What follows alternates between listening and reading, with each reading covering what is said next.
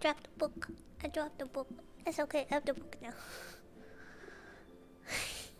Good morning.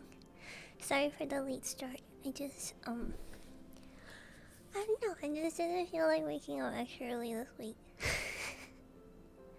Also, cause it's Christmas week, so I don't know. Gives me some extra time. I made some tea. I got the good book. It's good. It's all good here. Oh gosh, my TikTok's playing. I was watching TikToks while I was making my tea. Excuse me, sorry.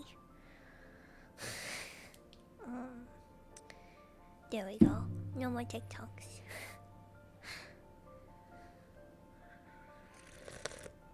It's still really hot. I made some barley tea. TikTok, I guess. I guess it was a TikTok. I'm using my coffee maker to make my own tea, but I really hope I get a kettle for Christmas. Cause I've been meaning to get one so I can just make tea at my desk so I don't have to run around all the time. Hi Lonix! Everybody say hi to Lonix, our supreme overlord of bonking. Happen if you go on TikTok for a day. Oh, the message got blocked. Retracted. Oh, cause you misspelled it, but I saw it. I saw the bad spelling. I go on TikTok every day. I literally, I don't know, like, I wake up reading TikToks and Mango's trying to get into her gift for Christmas. She's digging up all the presents under the tree. I don't know if I should stop her. But I literally always go on TikTok. I don't know, I just find it comforting to know that people are out there experiencing their lives too. And just like filming it randomly. I don't know, I don't really get much social interactions that much, so you know. Oh my god, Mango, those are for Christmas. Good cat, you are a present. I'll have to let her know, cause I think her mentality right now is I am a demon cat. Definitely not a present. Okay, last time we left off, we finished chapter 6, and so basically what happened was they were at the, what's it called, the passage. It was the title of a chapter. Give me a second. Diagon Alley. They were at Diagon Alley, and Harry Potter got to buy a bunch of like his school supplies, and we got introduced to all like the wizarding stuff, and there was like potions and candy and owls, and he got a wand, and like his wand is like it's part of like a phoenix gave its feathers to put into the wand, and it only gave 2 feathers, and it gave one to Voldemort, which we shouldn't say his name, and it gave one to Harry Potter's wand. And it's really cool because Voldemort was really powerful, because I think Harry Potter's gonna be really powerful too. He peed out a window too. No, he didn't. He peered out a window. I misread it. Oh yeah, and he has a lot of nuts because his parents left him a lot of money, and they got his money, and he's like super duper rich, and he can buy like all the candies, which is honestly amazing. And then what happened? Oh, and then he went on a train and he met the guy from the Diagon Alley. I keep saying Dragon Alley. He met the guy from Diagon Alley who was like very rude looking, and he was like, my parents are Slytherins, and Draco Malfoy, he met him, and he's not very nice, and we don't like him very much. And then he met Neville, who keeps losing his toad, but he's kind of a side character, so it doesn't really matter that much. And he also met Ron, who has a lot of siblings, and his whole family goes to Hogwarts, which is crazy. And he also met Hermione, which her family never went to Hogwarts, which is pretty cool, but she's still really cool. And she's kind of bratty and a know-it-all, but we like her. Sumi homophoba. Your stream title is wrong. What did my stream title say? Sheesh, now I'm self-conscious. Your channel. Speedrunning book. I am speedrunning book. Do you see how fast I'm talking? Oh yeah, Sumi, I'm doing good. How are you doing? But yeah, that's what happened so far. I still love how Daniel Radcliffe and what's his name who played Malfoy ended up being best friends from the whole movie thing. Spoilers. IRL spoilers. Ban. Lonix. The stream title is correct in America but wrong in Britain. Oh yes, it's supposed to be Harry Potter and the Philosopher's Stone, but they changed it, they localized it for Americans. So, yes. I wrote the title based off the book I am reading. Hi Mad Gaming. Okay. Oh, and I'm trying to get to a few chapters deep today, so hopefully we can get to the Christmas part before Christmas. Ahoy yo, everybody joining. You guys came right on time. Never read the books, just saw the movies. I never read the books or saw the movies. I started watching a movie because someone told me I should, and they were too scary, so I turned it off immediately. Must have read the UK version as a kid. Oh, I see. Okay. I wonder what, like, where, if it's just the American that's Sorcerer's Stone. Because I read about it because I was really confused and I thought I might have picked up the wrong book.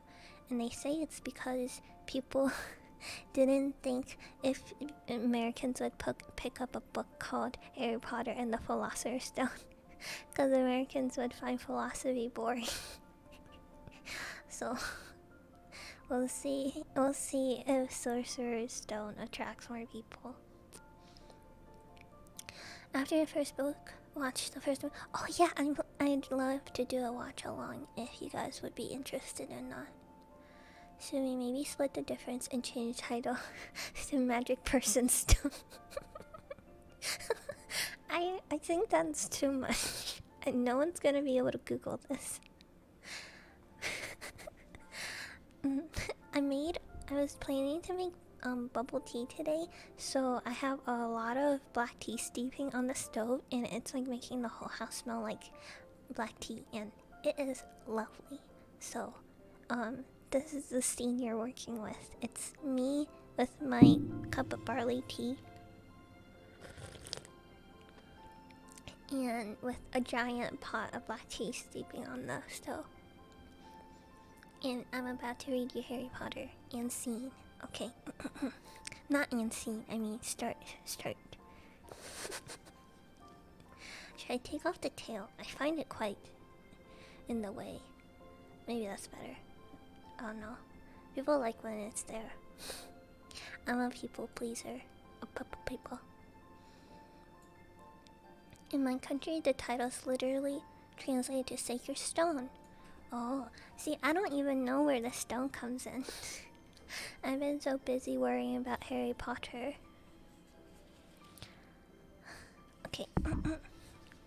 No, I like holding it as you read the books. Okay, you can hold the book and I'll read peer over. But you have to flip the pages when I flip the pages.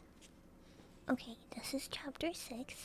No, I lied. I'm sorry to start off our relationship with a lie. This is chapter 7. It's called The Sorting Hat. I know a little bit about the Sorting Hat. I think it's like a person.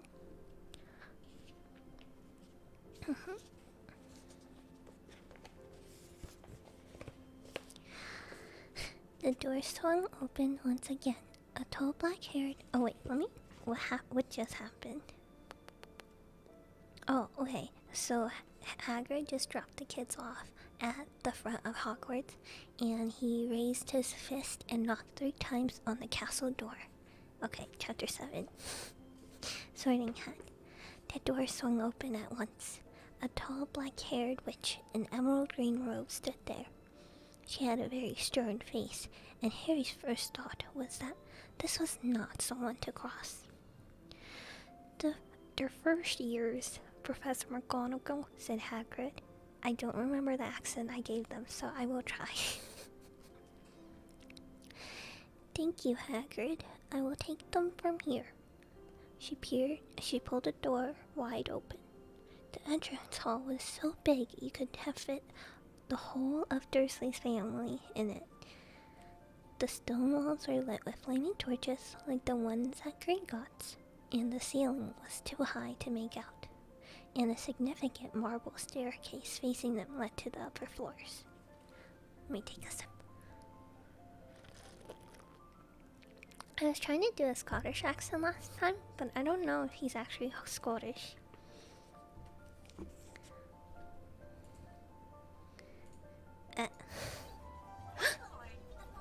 I did that, I'm so sorry.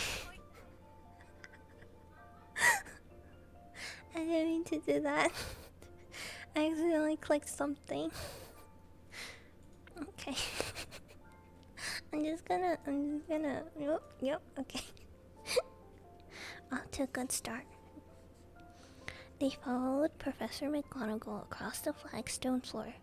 Harry could hear the drones of hundreds of voices from the doorway to the right. The rest of the school must already be here. But Professor McGonagall showed the first years into a small empty chamber off the hall. Jump scared by her horn. Leave me alone! They crowded in, standing rather closer together than they usually would have done, peering about nervously. Welcome to Hogwarts, said Professor McGonagall. The start of the term banquet will begin shortly, but before you take your seats in the Great Hall, you will be sorted into houses. I know this part, I think. The sorting is a very important ceremony because while you are here, your house will be something like a family within Hogwarts. You will have classes with the rest of your house and sleep in your house dormitory and spend free time in your house common room. The 4 houses are called Gryffindor, Hufflepuff, Ravenclaw, and Slytherin. Each house has its own noble history, and each has produced outstanding witches and wizards. While you are at Hogwarts, your triumphs will earn your house points, while any rude breaking will lose your house points.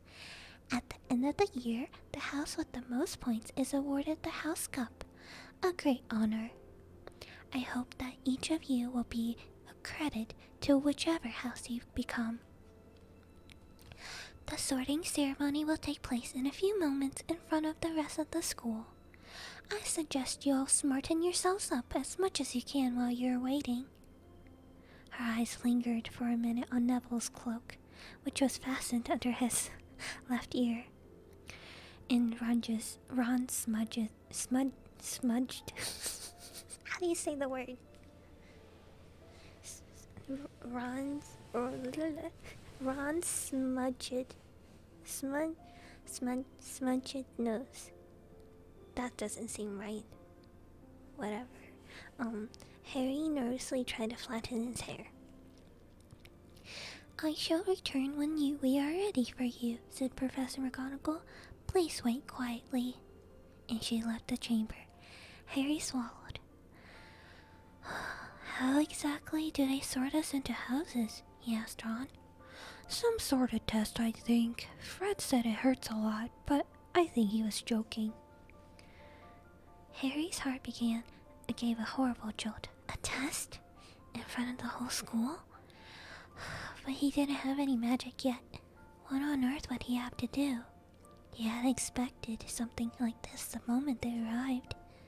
He looked around anxiously and saw that everyone else looked terrified too.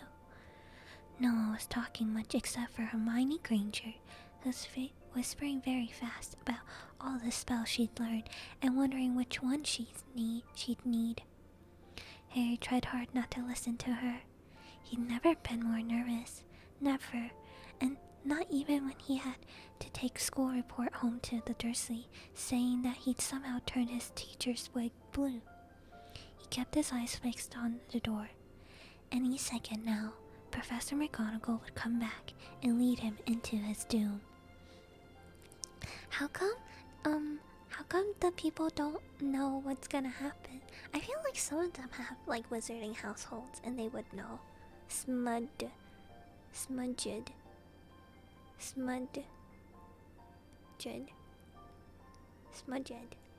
I would say it right.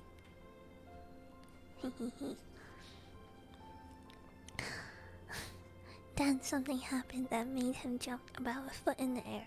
Several people behind him screamed, "What the? What the?"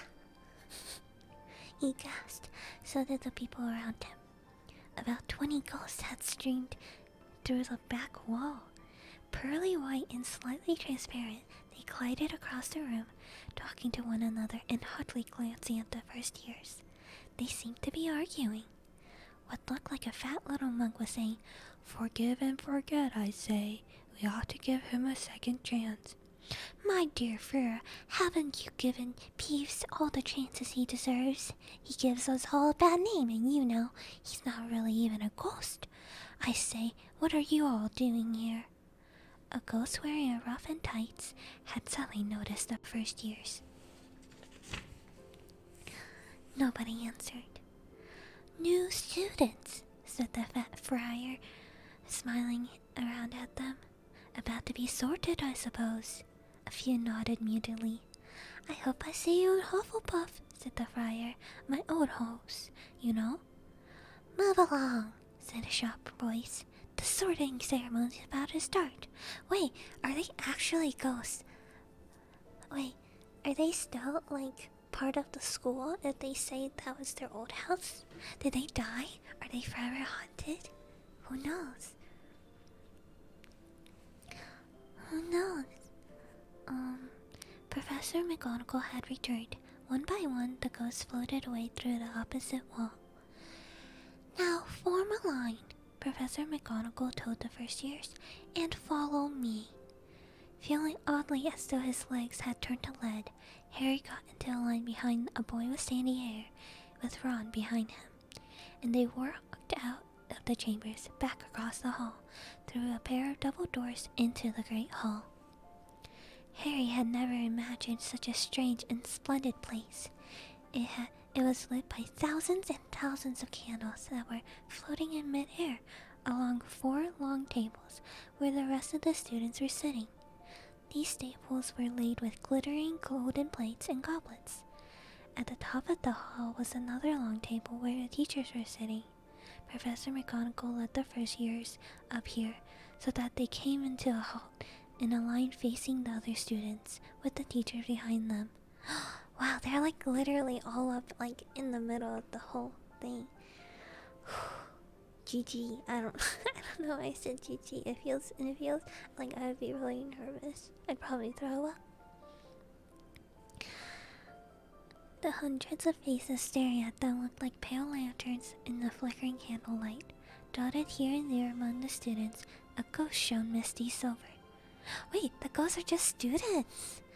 Oh my god, they died! Wait, what's stopping the ghosts from, like, leaving? Can ghosts even still do magic? I don't know.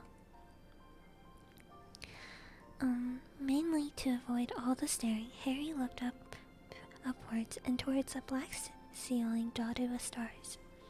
He heard Hermione whisper, "It's bewitched to look like the sky outside. I read all about it in Hogwarts history."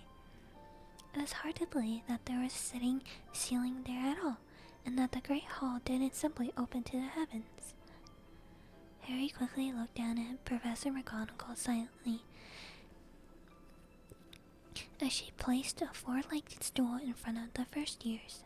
On top of the stool, she put a pointed wizard's hat. The hat was patched and frayed and extremely dirty. Petunia wouldn't have let it in the house. Maybe they had to try and get a rabbit out of it, Harry thought wildly. That seemed to be like the sort of thing. Noticing that everyone in the house was now staring at the hat, he stared at it too. For a few seconds there was complete silence. Then the hat twitched. It's alive! I told you it was alive. Ghosts are often tied to a place. So they died at Hogwarts and they're just like, now they're just like students for life? Can you imagine? Oh, sorry, I hit the mic. Could you imagine just dying at your high school and now you're trapped at high school forever? Man, put on the stinky jacket. Yeah, why did they have to point out that it was very dirty? A rip near the brim opened wide like a mouth, and the hat began to sing. Oh, am I singing now? Okay. Oh, you may not think I'm pretty, but don't judge me on what you see. I'll eat myself if you find me a smarter hat than me. You can keep your bowlers black, your top hat sleek and tall. I am the Hogwarts sorting hat, and I can cap them all. There's nothing hidden in your head the sorting hat can see. So try me on and I will tell you where you ought to be. Okay.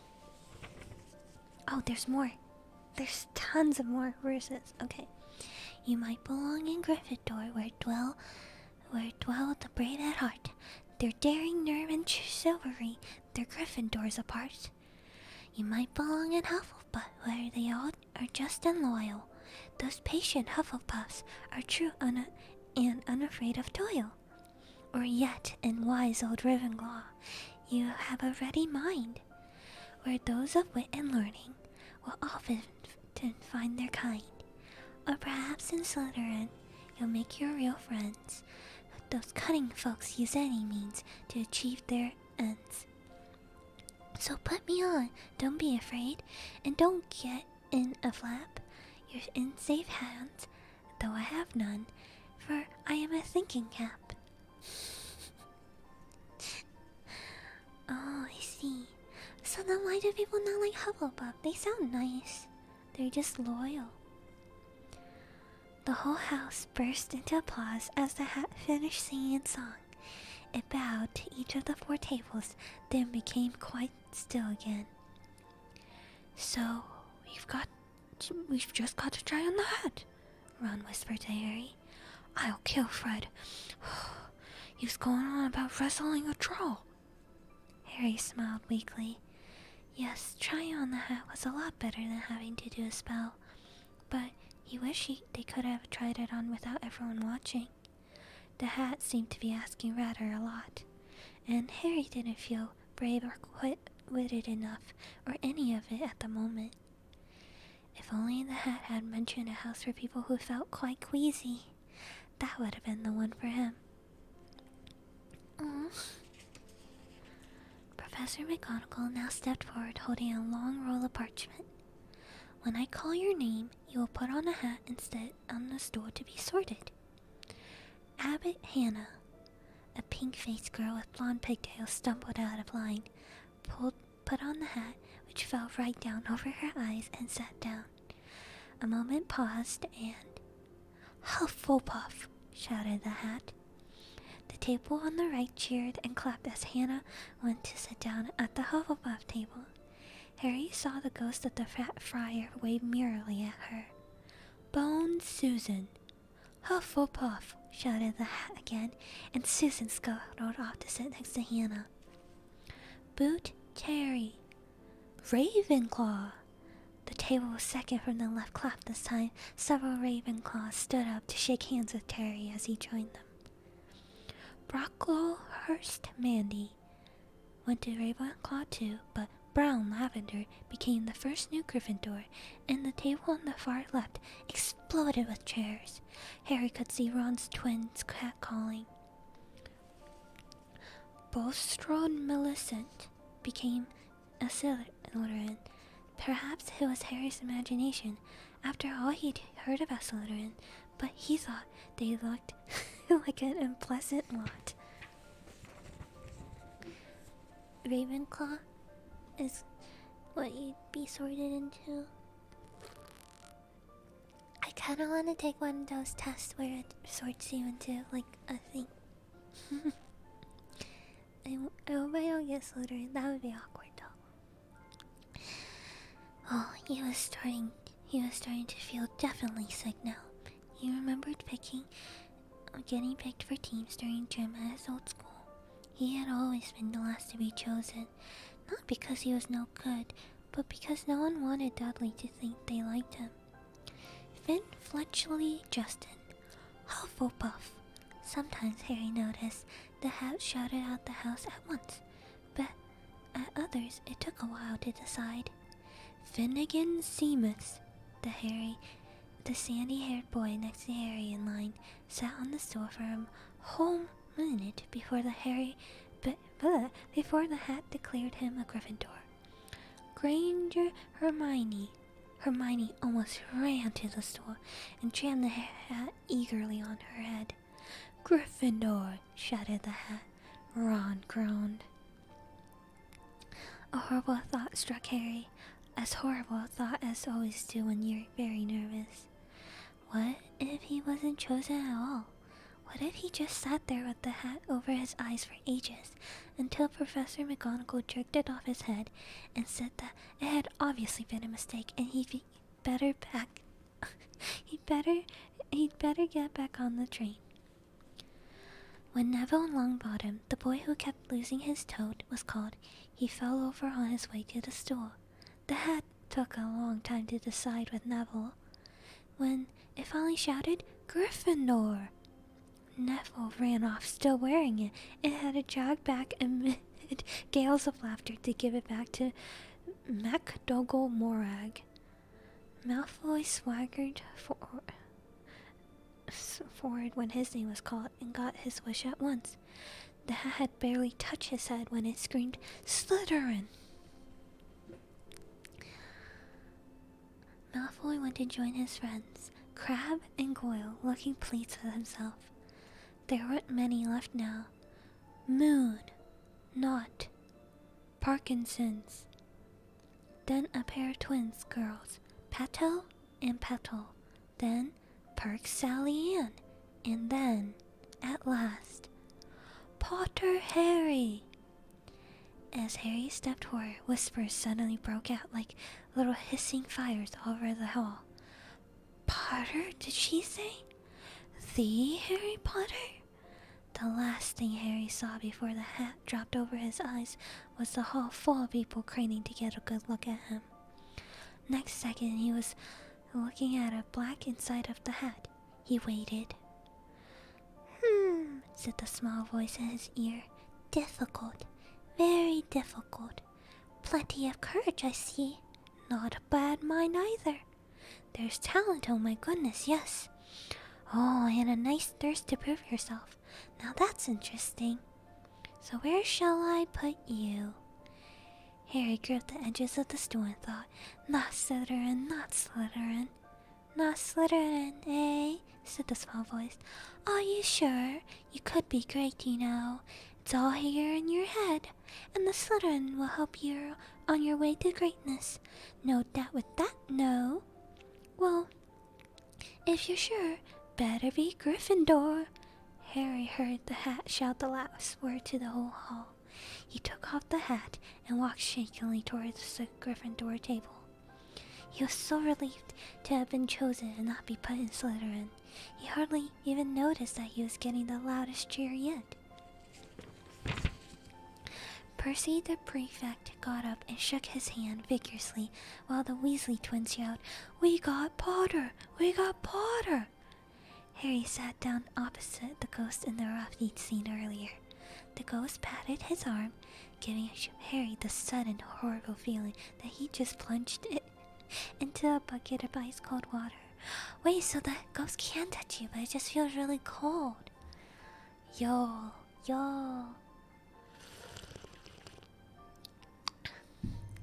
He could see the high table properly now. At the end nearest him sat Hagrid, who caught his eye and gave him the thumbs up. Harry grinned back, and there in the center of the high table, in a large gold chair, sat Albus Dumbledore. Harry recognized him at once from the card he'd gotten from the chocolate frog in the train. Dumbledore's silver hair was the only thing in the whole house that shone as brightly as the ghost. Harry also spotted Professor Quirrell. Oh my god, someone told me how to say it last time. Quirrell.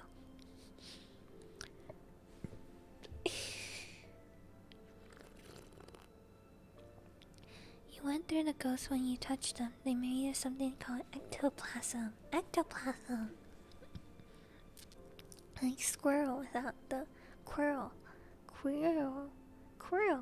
Okay, I'm just gonna say quirrel.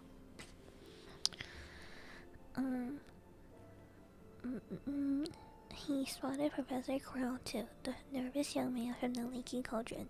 He was looking very particular in the large black turban.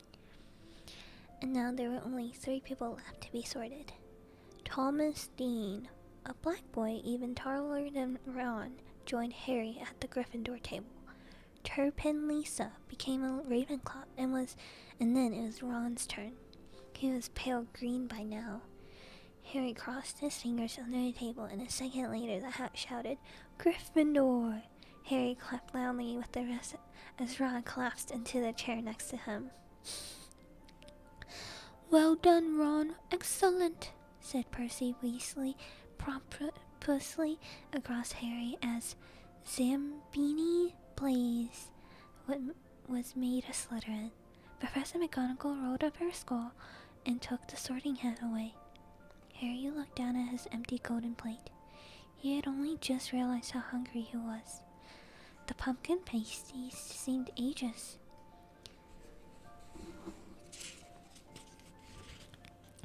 Albus Dumbledore had gotten onto his feet. He was beaming at the students, his arms open wide, as if nothing could have pleased him more than to see them all there. "Welcome," he said. "Welcome to a new year at Hogwarts. Before we begin our banquet, I would like to say a few words. And here they are. Nitwit, Blubber, Oddment, Tweak. Thank you." He sat back down. Everybody clapped and cheered. Harry didn't know whether to laugh or not. "Is he a bit mad?" he asked Percy uncertainly. "Mad?" said Percy airily. "He's a genius, best wizard in the world. But he is a bit mad, yes." What's Nitwit, Blubber, Oddment, Tweak? Dumbledore, I'm so random and quirky. Indeed. Is this supposed to be a spell? Harry's Dumbledore tried to write a few words just like he said. Yeah, I guess. I thought it was a spell. He certainly said a few words. Harry's mouth fell open. The dishes in front of him were now piled with food. He had never seen so many things he'd like to eat in one table. Roast beef, roast chicken, pork chops, lamb chops, sausages, bacon, and steak, and boiled potatoes, roast potatoes, fries, Yorkshire pudding, peas, carrots, gravy, ketchup, and for some reason, peppermint humbugs.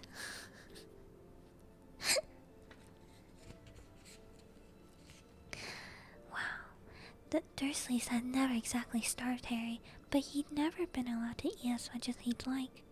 Dudley had always taken anything that Harry really wanted, even if it made him sick. Harry piled his plate with every bit of everything except the peppermints and began to eat. It was all so delicious. "Oh, that does look good," said the ghost in the rough sadly, watching as Harry cut up his steak. "Oh no, the ghost. Can't you?" "Oh, I haven't eaten in nearly 4 years. 400 years, said the ghost. "I don't need to, of course, but, one does miss it. I don't think I've introduced myself. Sir Nicholas de Mimsy Porpenting, at your service, resident ghost of Gryffindor Tower. I know who you are, said Ron suddenly. My brothers told me all about you. You're nearly headless Nick. I would prefer if you called me Sir Nicholas de Mimsy. The ghost began stiffly, and the sandy-haired Seamus Finnegan interrupted. Nearly headless? How can he be nearly headless? Sir Nicholas looked extremely miffed, as if their little chat wasn't going at all the way he wanted. Like this, he said irritably. He seized his left ear and pulled. His whole head swung off his neck and fell onto his shoulders as if it was on a hinge. Someone had obviously tried to behead him, but not done it properly. What? Owie! Seamus, gotcha. Hello, new person. Everybody say hi to the new person.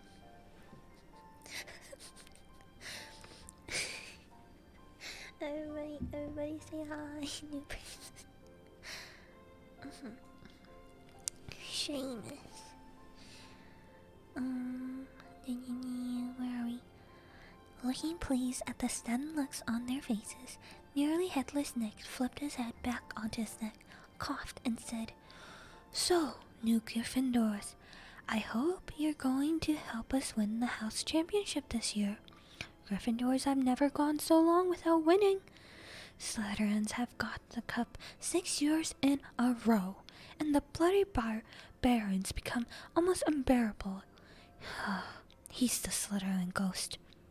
Harry looked over at the Slytherin table and saw a horrible ghost sitting there with blank staring eyes, a gaunt face, and robes stained with silver blood. He was right next to Malfoy, who, Harry was pleased to see, didn't look too pleased to be with the seating arrangements. How did he get covered in blood? Asked Seamus with great interest. Oh, I never asked, said nearly headless Nick delicately. When everyone had eaten as much as they could, the remains of the food faded from the plates, leaving them sparkling clean as before. A minute later, the desserts appeared, blocks of ice cream in every flavor you can think of, apple pies, treacle tarts, and chocolate eclairs, jam donuts, trifle strawberries, jello, rice pudding, and Harry helped himself to the treacle tart. Wait, I have a question. So is there one ghost per only? Because it says they're the resident ghost. What if someone else dies in Gryffindor? What happens to the resident ghost? I have a lot of questions about these ghosts. They're not really explained that much, huh? It's 1 a.m. Came to say hi. Okay. Have a good sleep.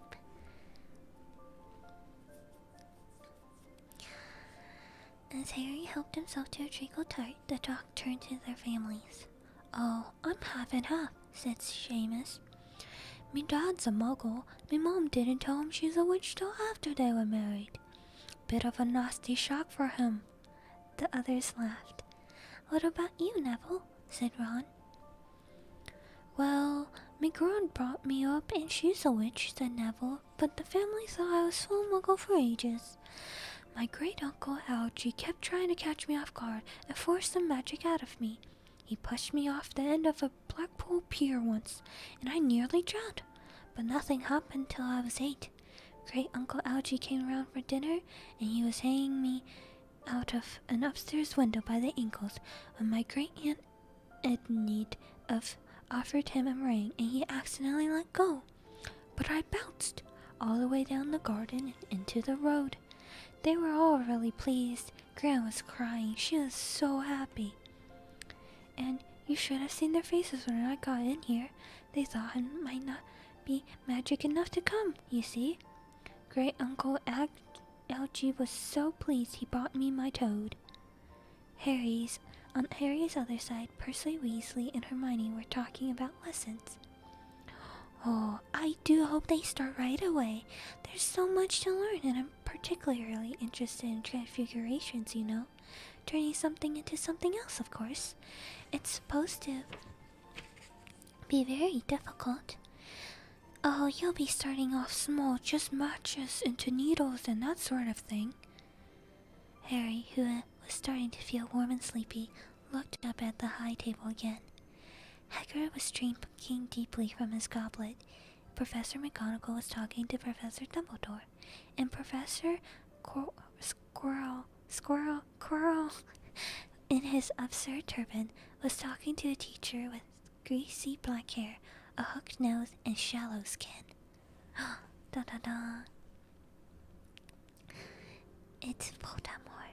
No, I don't think it's Voldemort. It happened very suddenly.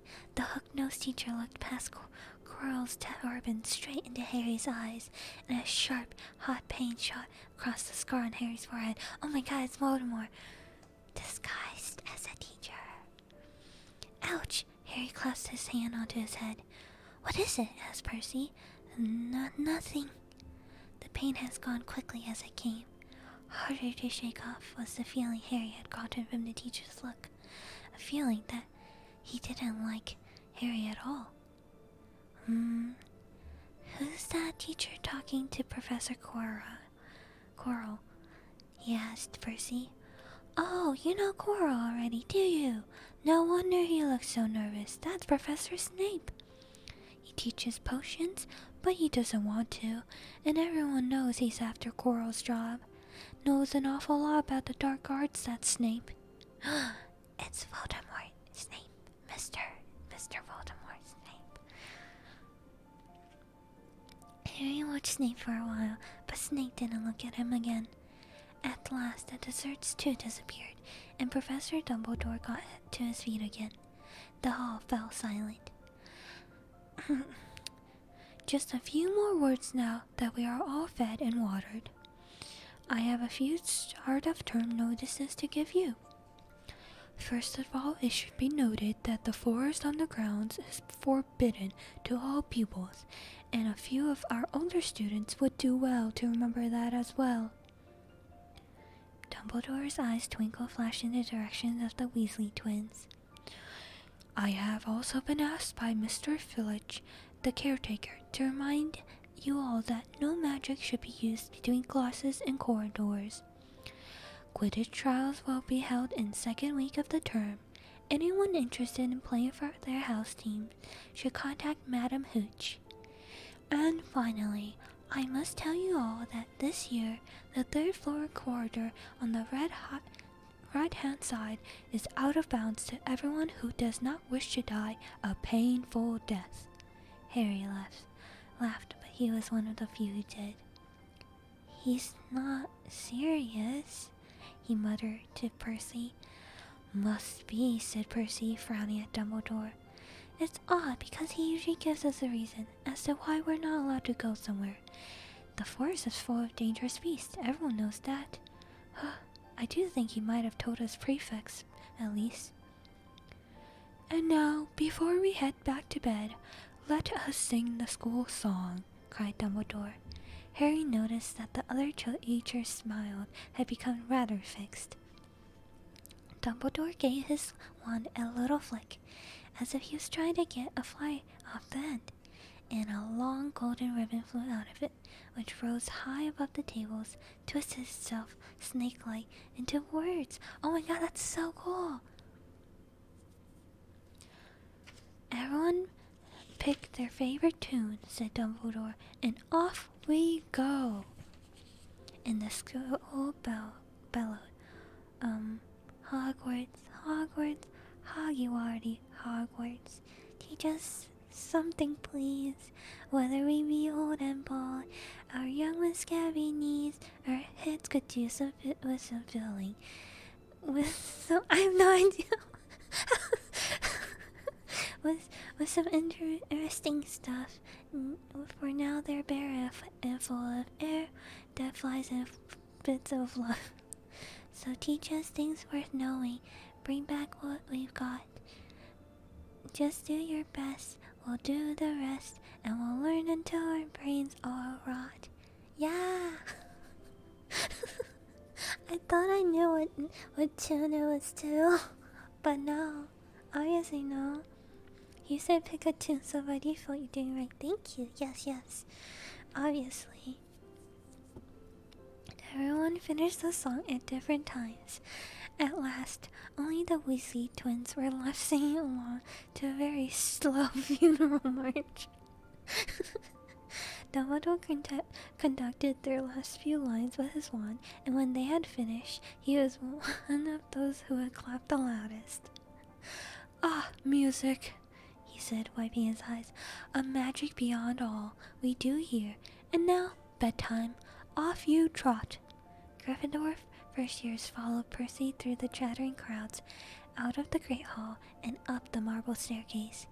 Harry's legs were like lead again, but only because he was so tired and full of food. He was too sleepy even to be surprised that the people in the porches along the corridor whispered and pointed as they passed, or that Percy led them through doorways hidden behind sliding panels and hanging tapestry. They climbed more staircases, yawning and dragging their feet, and Harry was just wondering how much further they had to go when they came to a sudden halt. A bundle of walking sticks was floating in mid-air ahead of them, and as Percy took a step towards them, they started throwing themselves at him.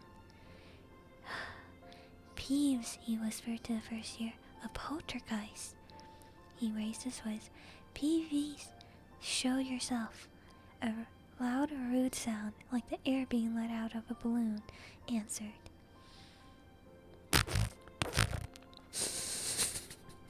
That's my impression. Do you want me to go to the Bloody Baron? There was a pop, and a little man with wicked dark eyes and a wide mouth appeared, floating cross-legged in the air, clutching the walking sticks. Yo, seriously, they were looking. Thank you, Frank.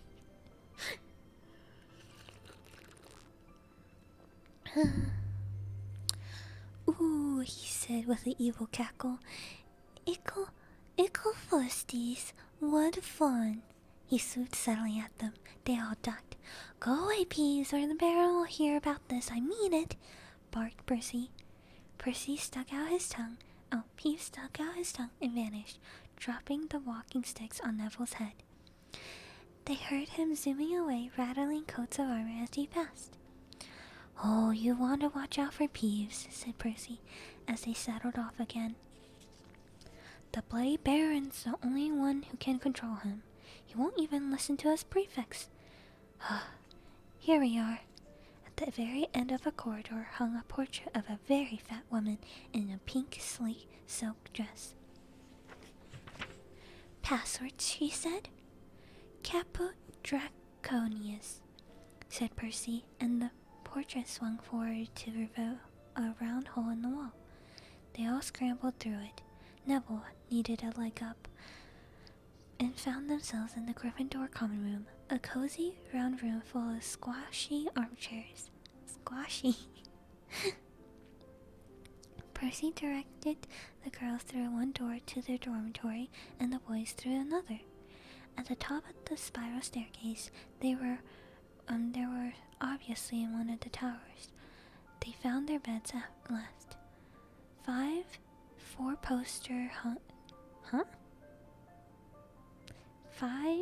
4 posters hung with deep red velvet curtains. Their trunks had already been brought up. Too tired to talk, they each pulled on their pajamas and fell into bed. Great food, isn't it? Ron muttered to Harry through the hanging. Get off, Scabbers, he's chewing on me seeds.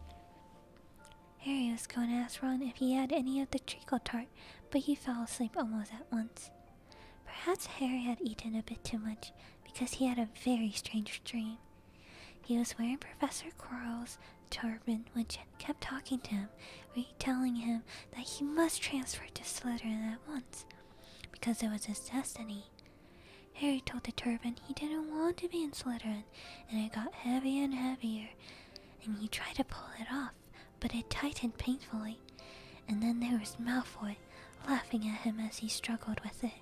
And then Malfoy turned into a hook-nosed teacher, Snape.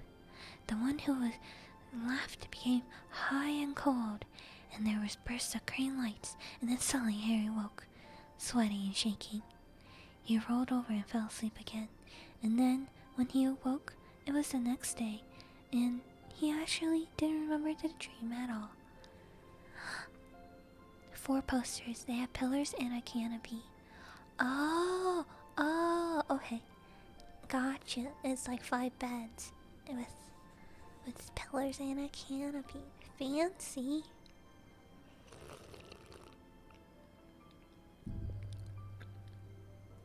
How accurate is the movie to the books?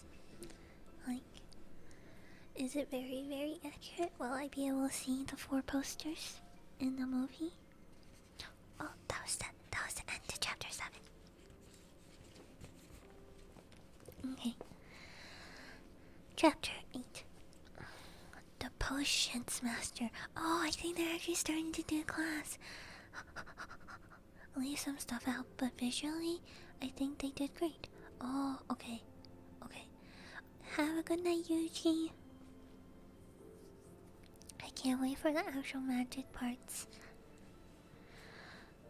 Chapter 8. The Potions Master. There, look. Where? Next to the tall kid with the red hair. Wearing the glasses? Did you see his face? Did you see his car? Whispered Father Harry from the moment he left his dormitory the next day. People lining up outside classrooms stood on tippy toes just to get a look at him. Or they tried doubling back past him in the corridors, just staring. Harry wished they wouldn't because he was trying to concentrate on finding his way to class.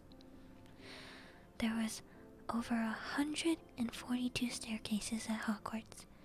Wide, sweeping ones, narrow, rickety ones, and some that led somewhere different on a Friday. Some with a vanishing step halfway up that you had to remember to jump. And then there were doors that wouldn't open unless you asked politely or tickled them in exactly the right place. And doors that weren't really doors at all, but solid walls just pretending. It was all very hard to remember where anything was, because it all seemed to move around a lot. People in the portraits kept going to visit each other, and Harry was sure the coats of armor could walk. The ghosts didn't help either. It was always a very nasty shock when one of them glided suddenly through a door you were trying to open. Nearly headless Nick was always happy to point a new Gryffindor in the right direction, but Peeves the poltergeist was worth 2 locked doors and a trick staircase if you met him when you were late for class. He would drop wastepaper baskets on your head, pull rugs from under your feet, and pelt you with bits of chalk. Or sneak up behind you, invisible, grab your nose, and screech, "Got your conk!" Wait, what's the difference between the poltergeist and the ghost? Why is Peeves so nasty? Even worse than Peeves, if that was possible, was the caretaker, Argius Filch. Harry and Ron managed to get to the wrong side of him on the very first morning. Filch found them trying to force their way through a door that had unluckily turned to be an entrance to an out-of-bound corridor on the 3rd floor. He wouldn't believe they were lost and was sure they were trying to break into it on purpose, and was threatening to lock them into the dungeons when they were rescued by Professor Quirrell, who was passing. Filch owned a cat named Mrs. Norris, a scrawny, dust-colored creature with bulging lamp-like eyes, just like Filch's. She patrolled the corridors alone, break a rule in front of her, or put a toe out of line, and she'd whisk off for Filch, who'd appear, wheezing, 2 seconds later.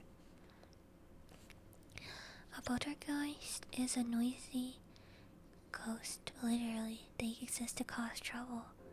Oh my god, I want to be a poltergeist. I'm just gonna go around and whack people's head. Filch knew the secret passageways of the school better than anyone else. Well, maybe except for perhaps the Weasley twins, and could pop up as suddenly as any of the ghosts. The students all hated him, and it was the dearest ambition to give to many Mrs. Norris a good kick. And then, once you had managed to find them, there were the classes themselves. There was a lot more to magic, as Harry quickly found out, than waving your wand and saying a few funny words. They had to study the night sky through their telescopes every Wednesday at midnight and learn the names of the different stars and movements of the planets. 3 times a week they went out to the greenhouse behind the castle to study herbology. With a little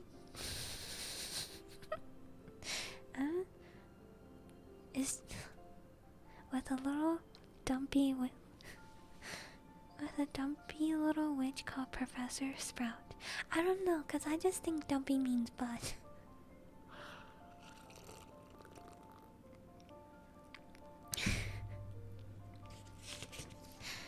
Where they learned how to take care of all sorts of strange plants and fungi, and found out what they were used for. Easily the most boring class was History and Magic, which was the only one taught by a ghost. Professor Binns had been very old indeed when he had fallen asleep in front of the staff room fire and gotten up next morning to teach, leaving his body behind. Oh my lord! Dumpy, shaped like a dumpling. Nom nom nom. Oh my god, wait. He died at the school, yet he still teaches? Ben droned on and on while they scribbled down names and dates and got Emmerich the Evil and Uric the Oddball mixed up. Professor Flitwick, the charms teacher, was a tiny little wizard who had stand on a pile of books just to see over his desk. Are you sure that's a human? What if there's elves? Are there elves? I know there's goblins. Or like gnomes? Gnome peoples? At the start of their first class, he took roll call, and when he reached Harry Potter's name, he gave an excited little squeak and toppled out of sight. Oh my god. So cute. Professor McGonagall was again different. Harry had been quite right to think she wasn't a teacher to cross.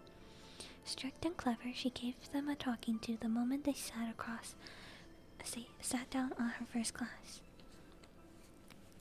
Transfiguration is some of the most complex and dangerous magic you will learn at Hogwarts, he said. Anyone messing around my class will leap and not come back. You have been warned. Flitwick is not fully human. He's a dwarf. Oh, eek! And then he topples off his books. I want to be a dwarf. Then she changed her desk into a pig and back again. They were all very impressed and couldn't wait to get started, but soon realized that they weren't going to be changing the furniture to animals for a long time. After taking a couple of complicated notes, they were each given a match and started trying to turn it into a needle. By the end of the lesson, only Hermione Granger had made any difference to her match, and Professor McGonagall showed the class how it had gone all silver and pointy, and gave Hermione a rare smile, because Hermione wants to study Transfiguration. Want to check on your tea? Oh, I have that heat off. I didn't want to overheat it, the leaves.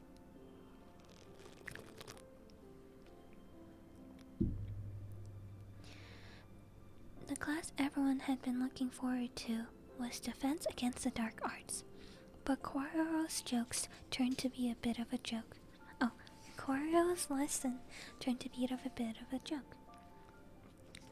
His class smelled strongly of garlic, which everyone said was to ward off a vampire he met in Romania, and was afraid would be coming back to get him one of these days. His turban, he told them, had been given to him by an African prince, and was a thank you for getting rid of a tombstone and troublesome zombie. But they weren't sure they believed the story. For one thing, when Seamus Finnegan asked eagerly to hear how Quirrell had fought off the zombie, Quirrell went pink and started talking about the weather.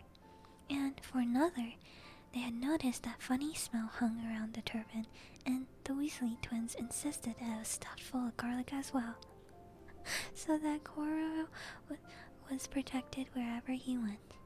Harry was very relieved to find out that he wasn't miles behind everyone else. Lots of people have come from local families and, like him, hadn't had any ideas that they were witches or wizards. There was so much to learn that people, even like Ron, didn't have much of a head start.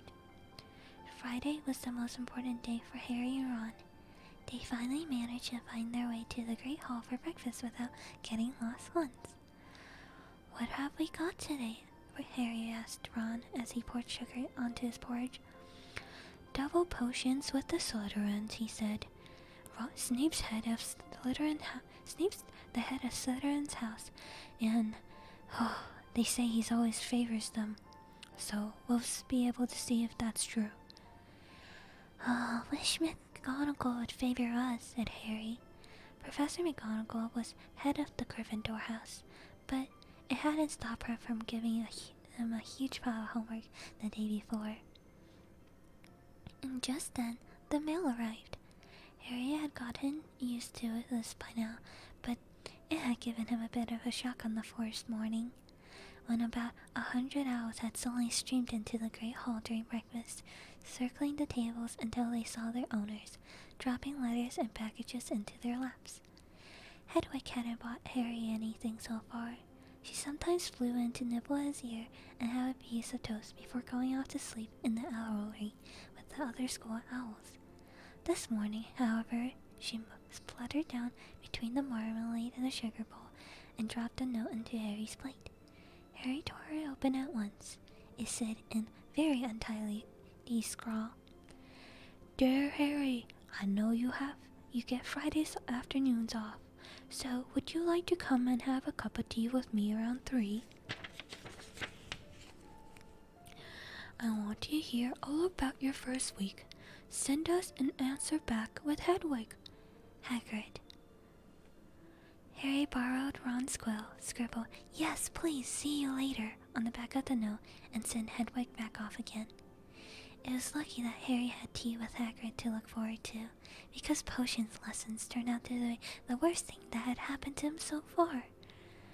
At the start of term banquet, Harry had gotten an idea that Professor Snape disliked him, and, well, by the end of the first potions lessons, he knew he'd been wrong. Harry didn't dislike Harry. Harry didn't.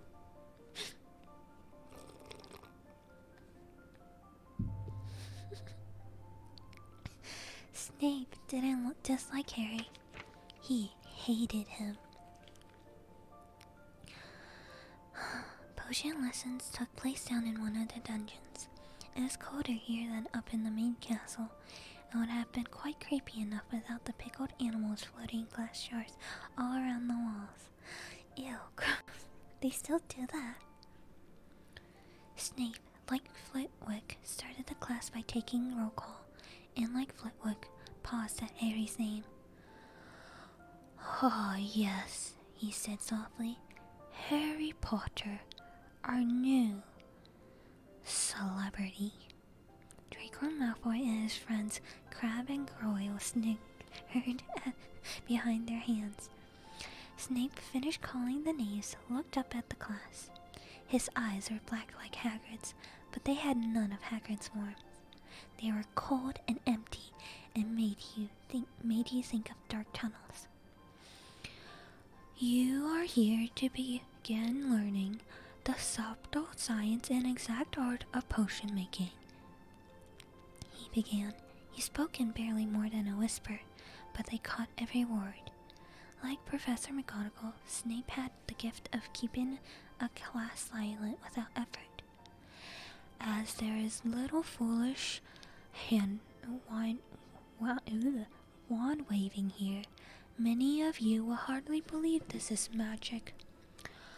I don't expect you will really understand the beauty of softly simmering cauldron with its shimmering fumes, the delicate power of liquids that creep through human veins. bewitching the mind, ensnaring the senses. I can teach you how to bottle fame, brew glory, and even stop death. But if you aren't as big of a bunch of dunderheads as usual that I have to teach. Honestly, really going back hearing the first book again after reading them all, seeing them in movies. Gotta go. See ya, Yanni. I really do enjoy reading the books. I can't wait to watch the movies with you.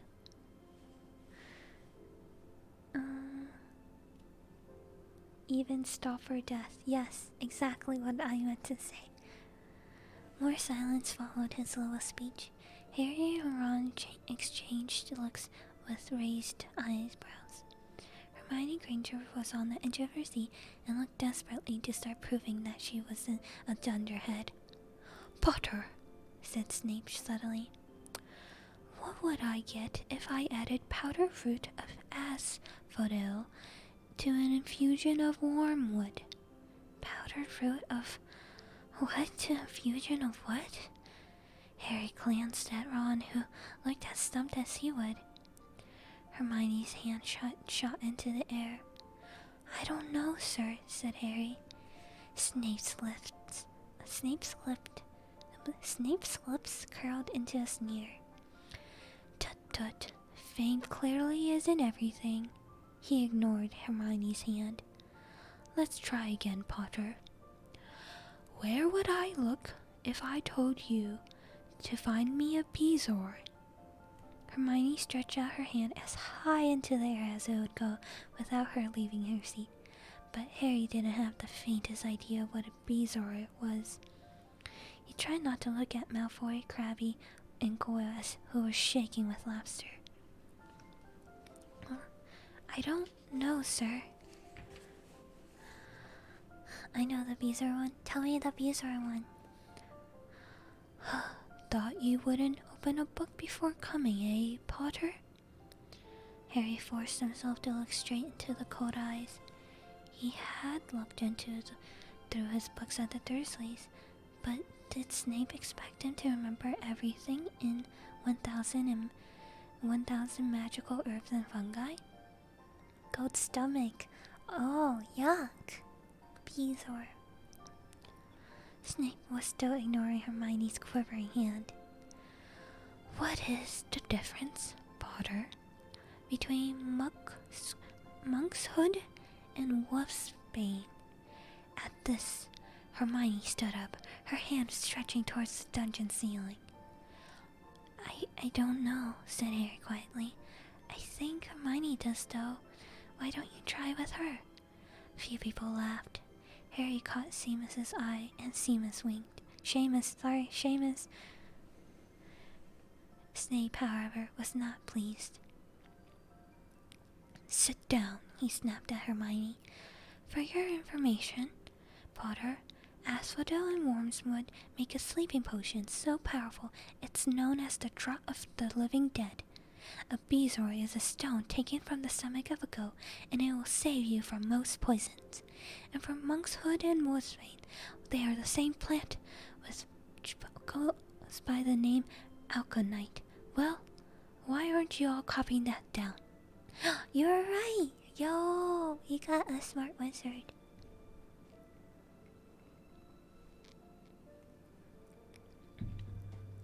There was a sudden rummaging for quills and parchment. Over the noise, Snape said, and a point will be taken from Gryffindor's house for your cheek, Potter. Yo, that's not nice. He didn't break a rule. He can't do that just because he's a Slytherin. Professor McGonagall should give all the points to Harry Potter for just being alive. Bezoar undoes poison, which is why ghosts can eat anything. Oh, I see. Snake can do what he wants. He's gangster. He's working for Voldemort. He doesn't sound like a good guy to me. Well, things didn't improve for the Gryffindors as the potions lesson continued. Snape put all of them into pairs and set them into mixing up the same potions to cure boils. He swept around in his large black I'm having such a hard time talking.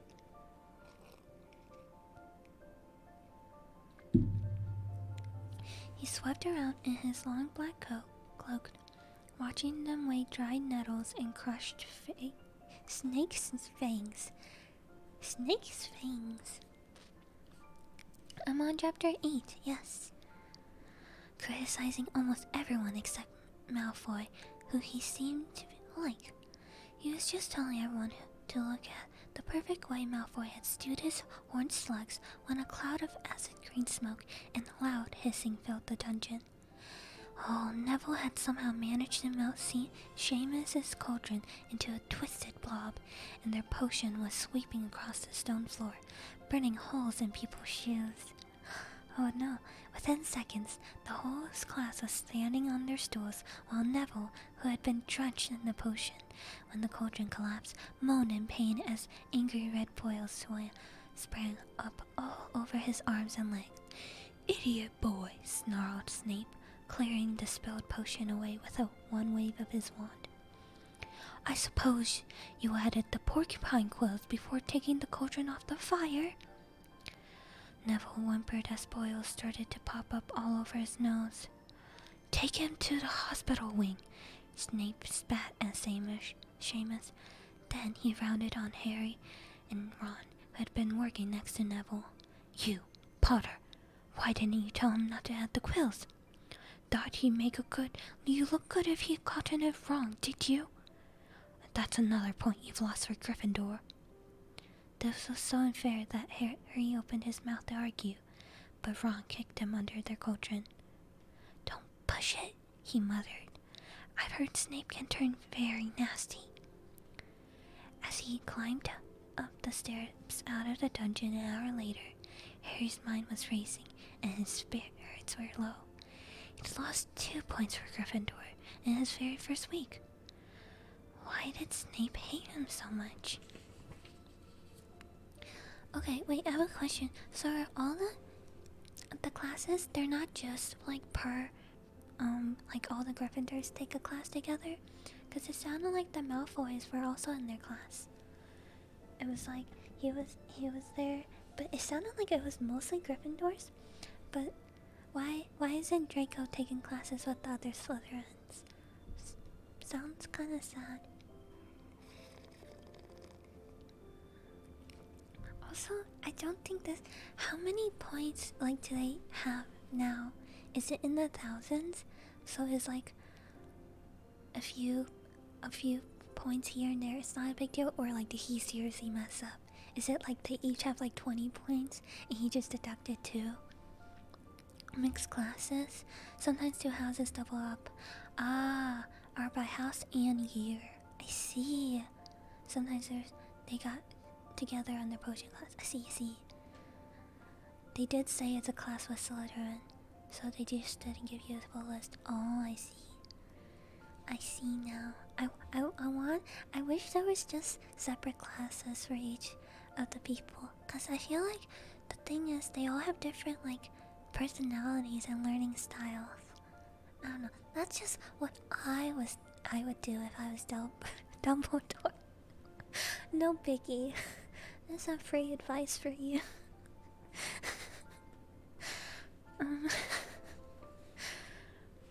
Cheer up, said Ron. Snape's always taking points off Fred and George. Can I come and meet Hagrid with you? At 5 to 3, they left the castle and made their way across the grounds. Hagrid lived in a small wooden house on the edge of the Forbidden Forest. Oh my god. A crossbow and a pair of galoshes were outside the front door. When Harry knocked, they heard a frantic scrabbling from inside and several booming barks. Then Hagrid's voice ran out and said, "Back, Fane! Back!" Hagrid's big hairy face appeared at the crack as he pulled the door open. "Hang on," he said. "Back, Fane!" Are you telling Bumblebee how to do his job? In fact, I am.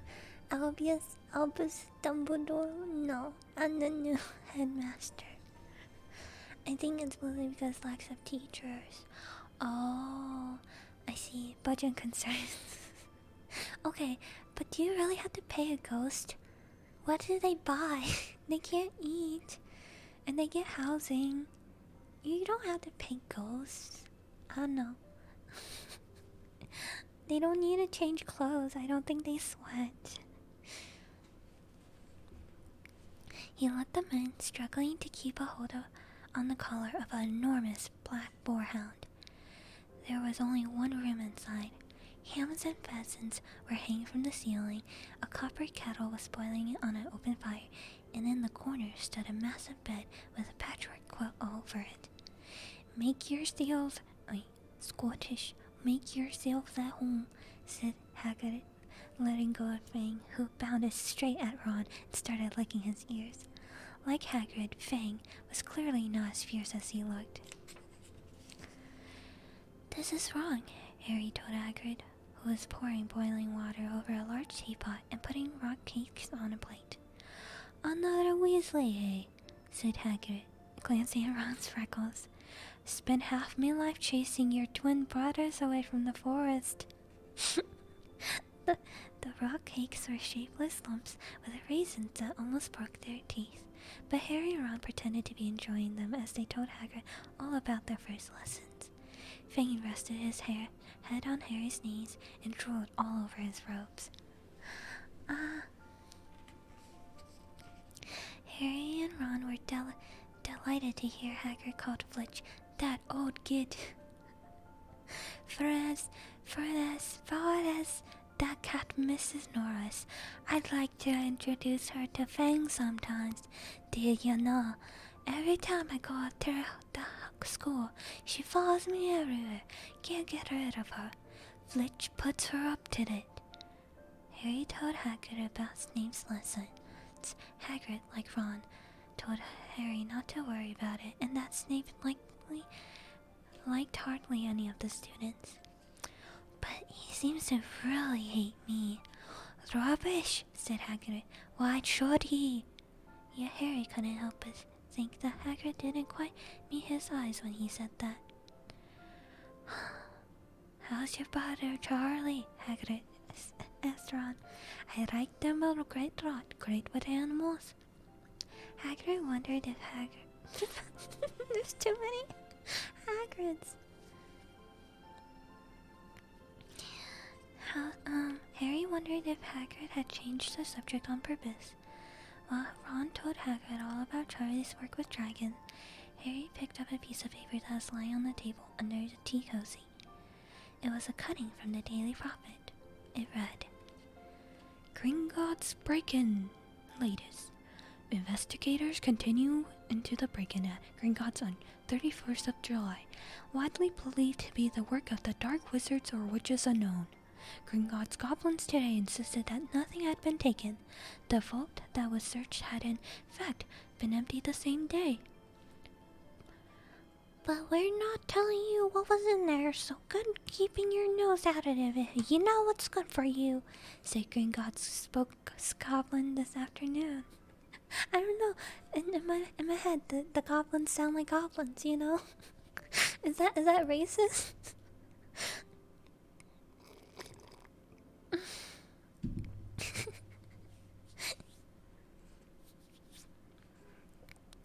Harry remembered Ron telling him on the train that someone had tried to rob Gringotts, but Ron had never mentioned the date. Hagrid, said Harry, that Gringotts break-in happened on my birthday. It must have been happening while we were there. There's no doubt about it. Hagrid definitely didn't meet Harry's eyes this time. He grunted and offered him another rock cake. Harry read the story again. The vault that had been searched had in fact been emptied earlier that same day. Hagrid had emptied Vault 713. If you would call it empty, taking out that grubby little package. Had that been what the thieves were looking for? As Harry and Ron walked back to the castle for dinner, their pockets weighed down with rock cakes they'd been too polite to refuse, Harry thought none of the lesson he'd had so far had given him much as given him as much to think about as tea with Hagrid. Had Hagrid collected the packages in time? Where was it now? And did Hagrid know something about Snape that he didn't want to tell Harry? Dun dun dun! Dun dun dun! Oh my god. Oh, that was pretty accurate, but then the next line was, that was pretty racist. Make up your mind. Oh, that was definitely right. Like Dumbledore probably knew it wasn't safe. Dang, they got it right on time. Yo.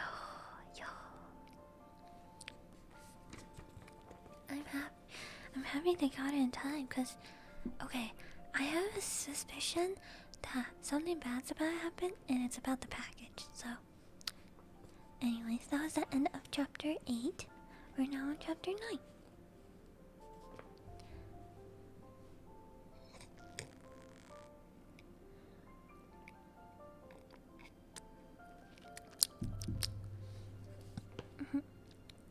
Chapter 9, The Midnight Duel? Okay, maybe it's not about the package. Harry had never believed he would meet a boy he hated more than Dudley, but that was before he met Draco Malfoy. Still, first-year Gryffindors only had potions with the Slytherins, so they didn't have to put up with Malfoy that much. Or at least they didn't until they spotted a notice pinned up in the Gryffindor common room that had made them all groan. Flying lessons would be starting on Thursday, and Gryffindor and Slytherins would be learning together. Oh! See ya, Chris. Have a good night. Nocturnal boy. Oh, typical, said Harry darkly. Just what I've always wanted, to make a fool of myself on a broomstick in front of Malfoy. You've been looking forward to learning to fly more than anything else. You don't know that you'll make a fool of yourself, said Ron reasonably. Anyway, I know Malfoy's always going on about how good he is at Quidditch, but I bet it's all talk.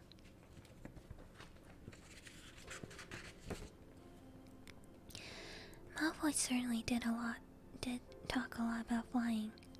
He complained loudly about first years never getting on the house Quidditch teams and told long, boastful stories that seemed to end with him narrowly escaping muggles in helicopters. He wasn't the only one, though. The way Seamus Finnegan told it, he'd spent most of his childhood swimming around the countryside on his broomstick. Even Ron would tell anyone who'd listen about the time he'd almost hit a hang glider on Charlie's own broomstick. Everyone from wizarding families talked about Quidditch constantly. Ron had already had a great argument with Dean Thomas, who'd shared their dormitory, about soccer. Ron couldn't see what was exciting about a game with only one ball where no one was allowed to fly. Human muggle soccer can't compete.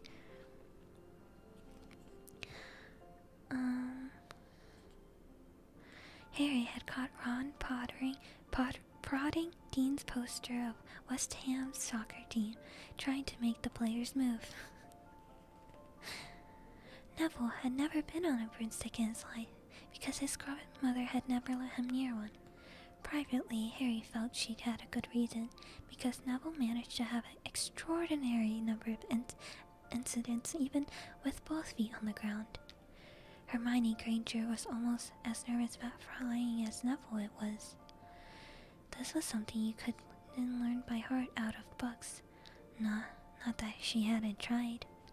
At breakfast on Thursday, she bored them all stupid with flying tips she'd gotten out of a library book called Quidditch Throughout the Ages. Neville was hanging on to her every word, desperate for anything that might help him hang on to his broomstick later. But everyone else was very pleased that Hermione's lecture was interrupted by the arrival of the mail.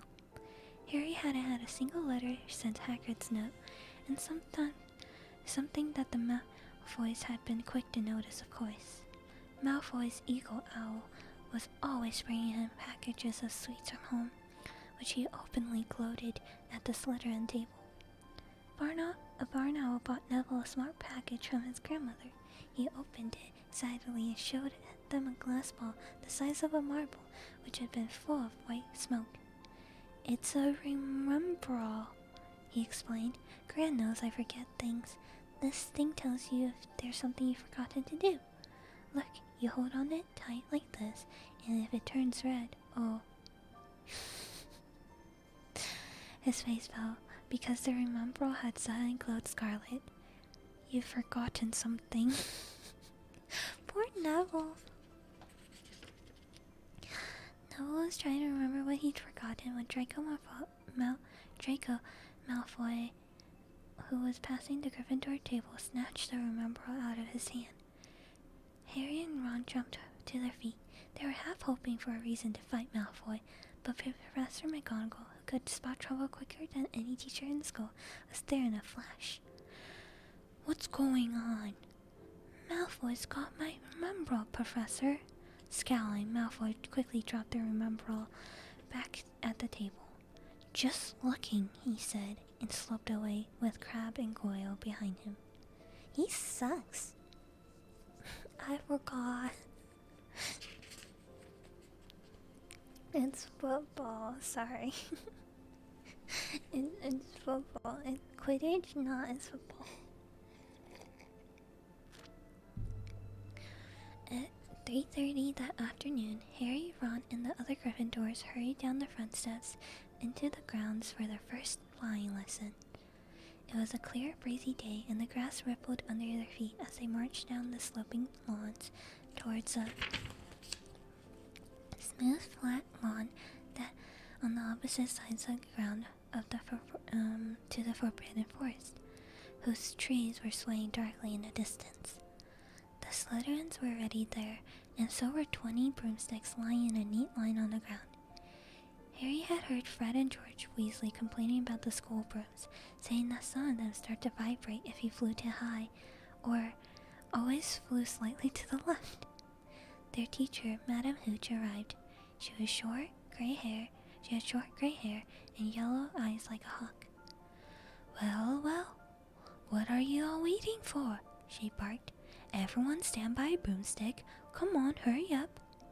Harry glanced down at his broom. It was old, and some of the twigs stuck out at odd angles. Wait, they're not just brooms? Like, they're actual sticks? "Stick out your right hand over your broom," called Madame Hooch from the front, "and say, 'Up! Up!'" Everyone shouted.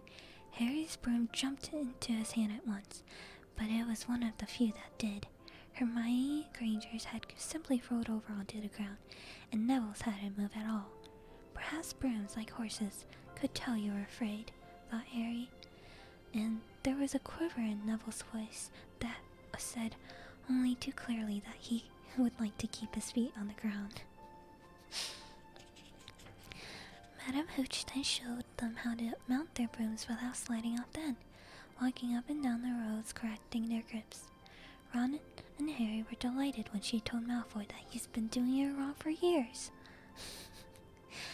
"Now when I blow my whistle, you kick off from the ground hard," said Madame Hooch. "Keep your broom steady, rise a few feet, and then come straight back down by leaning forward slightly. On my whistle. 3, 2... But Neville, nervous and jumpy and frightened of being left on the ground, pushed off hard before the whistle had touched Madame Hooch's lips. "Come back, boy!" she shouted, but Neville was rising straight up like a cork shot out of a bottle. 12 feet? 20 feet? Harry saw his scared white face look down at the ground falling away, saw him gasp, slip sideways off the broom, and wham! A thud and nasty crack, and Neville lay face down on the grass in a heap. His broomstick was still rising higher and higher, starting to drift lazily towards the Forbidden Forest and out of sight. Madame Hooch was bending over Neville, her face as white as his. "Broken wrist," Harry heard her mother. "Come on, boy, it's alright. Up you get." She turned to the rest of the class. None of you is to move while I take this boy to the hospital wing. You leave these brooms where they are, and you'll be out of Hogwarts before you can say Quidditch. Or you'll be out of Hogwarts before you can say Quidditch. Now come on, dear. Neville, his face tear-streaked, clutched his wrist, hobbled off with Madame Hooch, who had her arm around him. No sooner when they were out of earsight did Malfoy burst into laughter.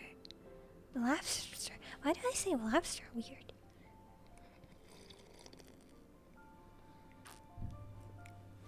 A broomstick is a thick stick with a bundle of twigs at the end. Ah, so not real broomstick.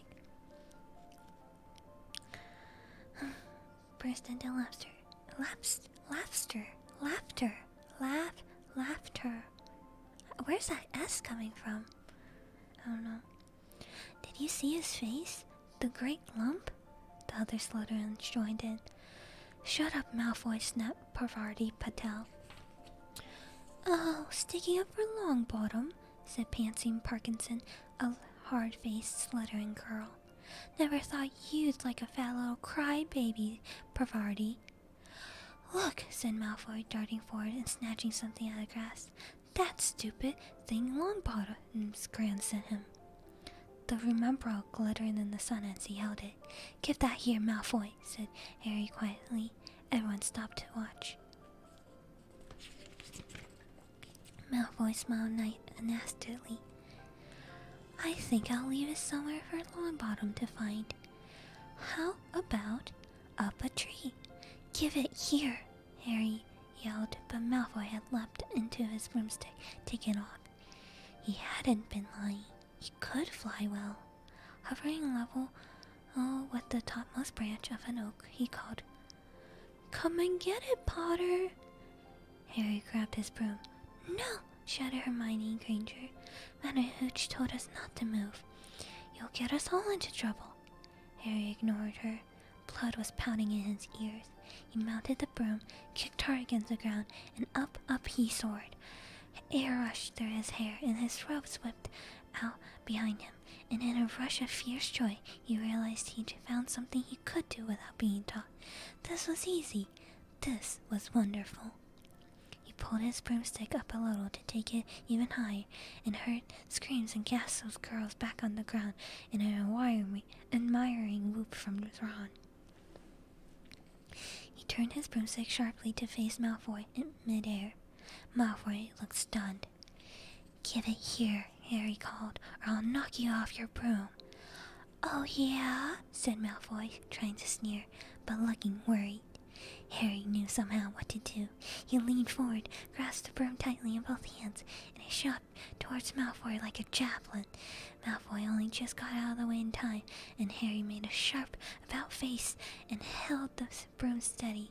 A few people ballooned below like hopping. No crab and goyle up here to save your neck, Malfoy, Harry called. The same thought seemed to have struck Malfoy. Catch it if you can, then, he shouted, and threw the glass ball high into the air and streaked back down to the ground. Harry saw, as though in slow motion, the ball rise into the air and then start to fall. He leaned towards and pointed his broom handle. Next second, he was gathering speed in a steep dive, racing the ball. Wind whistled in his ears, mingling the screams of the people watching, and he stretched out his hand. A foot from the ground, he caught it, just in time to pull his broom straight. He toppled gently into the grass with the Remembrall clutched safely in his fist. Harry Potter! His heart sank faster than he just dived. Professor McGonagall was running towards them. He got on his feet, trembling. Never, in all my time at Hogwarts. Professor McGonagall was almost speechless with shock, and her glasses flashed fiercely. How dare you? Might have broken your neck. It wasn't his fault, Professor. Be quiet, Miss Patel. But Malfoy, that's enough, Mr. Weasley. Potter, follow me now. Harry caught sight of Malfoy, Crabbe, and Goyle, triumphant's face as he left. walking numbly in Professor McGonagall's wake as she strode towards the castle. He was going to be expelled, and he just knew it. He wanted to say something in his defense, but there seemed to be something wrong with his voice. Professor McGonagall was sweeping along without even looking at him, and he had a jog to keep up. Oh, now he'd done it. He hadn't even last 2 weeks. He'd be packing his bags in 10 minutes. What would the Dursleys say when he turned up at the doorsteps? Up the front steps, up the marble staircase inside, and still Professor McGonagall still didn't say a word to him. She wrenched open doors and marched along corridors with Harry trotting miserably behind her. Maybe she was taking him to Dumbledore. He thought of Hagrid, expelled but was allowed to stay on as a gamekeeper. Perhaps he could be Hagrid's assistant. His stomach twisted as he imagined watching Ron and the others become wizards while he stumped around the grounds carrying Hagrid's bag. Professor McGonagall stopped outside a classroom. She opened the door, poked her head inside, and said, "Excuse me, Professor Flitwick. Could I borrow wood for a minute?" Wood, thought Harry, bewildered. Was wood a cane she was going to use on him? Oh no. Oh god. What is going on? Oh my god, girls here, streamer recommends. I did not recommend that. I would like to say that.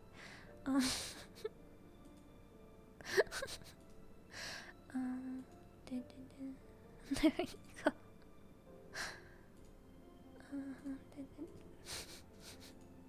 Don't click on whatever they said.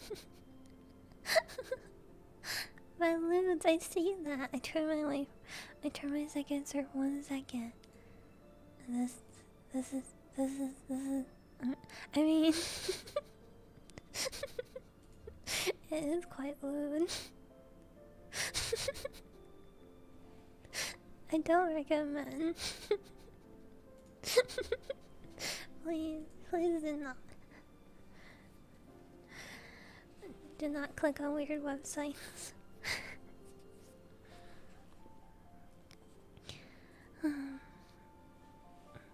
But Wood turned out to be a person, a burly 5th-year boy who came out from Flitwick's class looking confused. "Follow me, you two," said Professor McGonagall, and they marched up the corridor. Wood looked curiously at Harry. "In here." Professor McGonagall pointed them into a classroom that was empty except for Peeves, who was busy writing rude words on the blackboard. I want to be a poster guy so bad. I like this streamer more, so I won't click. Thank you. It's not recommended. Don't click. Don't fall for the temptation. "Out, Peeves!" she barked. Peeves threw chalk into a bin, which clanged loudly, and he swooped out cursing. Professor McGonagall slammed the door behind him and turned to face the two boys. "Potter, this is Oliver Wood. Wood, I found you a seeker." Wood's expression changed from puzzlement to delight. "Are you serious, Professor?" "Absolutely." Why did she sound like that? "Absolutely," said Professor McGonagall crisply. "The boy's a natural. Never seen anything like it. Was that your first time on a broomstick, Potter?" Harry nodded silently. He didn't have a clue what's going on, but he didn't seem like he was getting expelled, and some of the feelings started to come back to his legs. "He caught that thing in his hand after a 50-foot dive," Professor McGonagall told Wood. "Didn't even scratch himself. Charlie Weasley couldn't have done it." Wood was now looking as though all his dreams had come true at once. "Ever seen a game of Quidditch, Potter?" he asked excitedly. "Wood's the captain of the Gryffindor team," Professor McGonagall explained. "He's just the build for a seeker, too," said Wood, now walking around Harry and staring at him. "Light, speedy, we'll have him get a decent broom.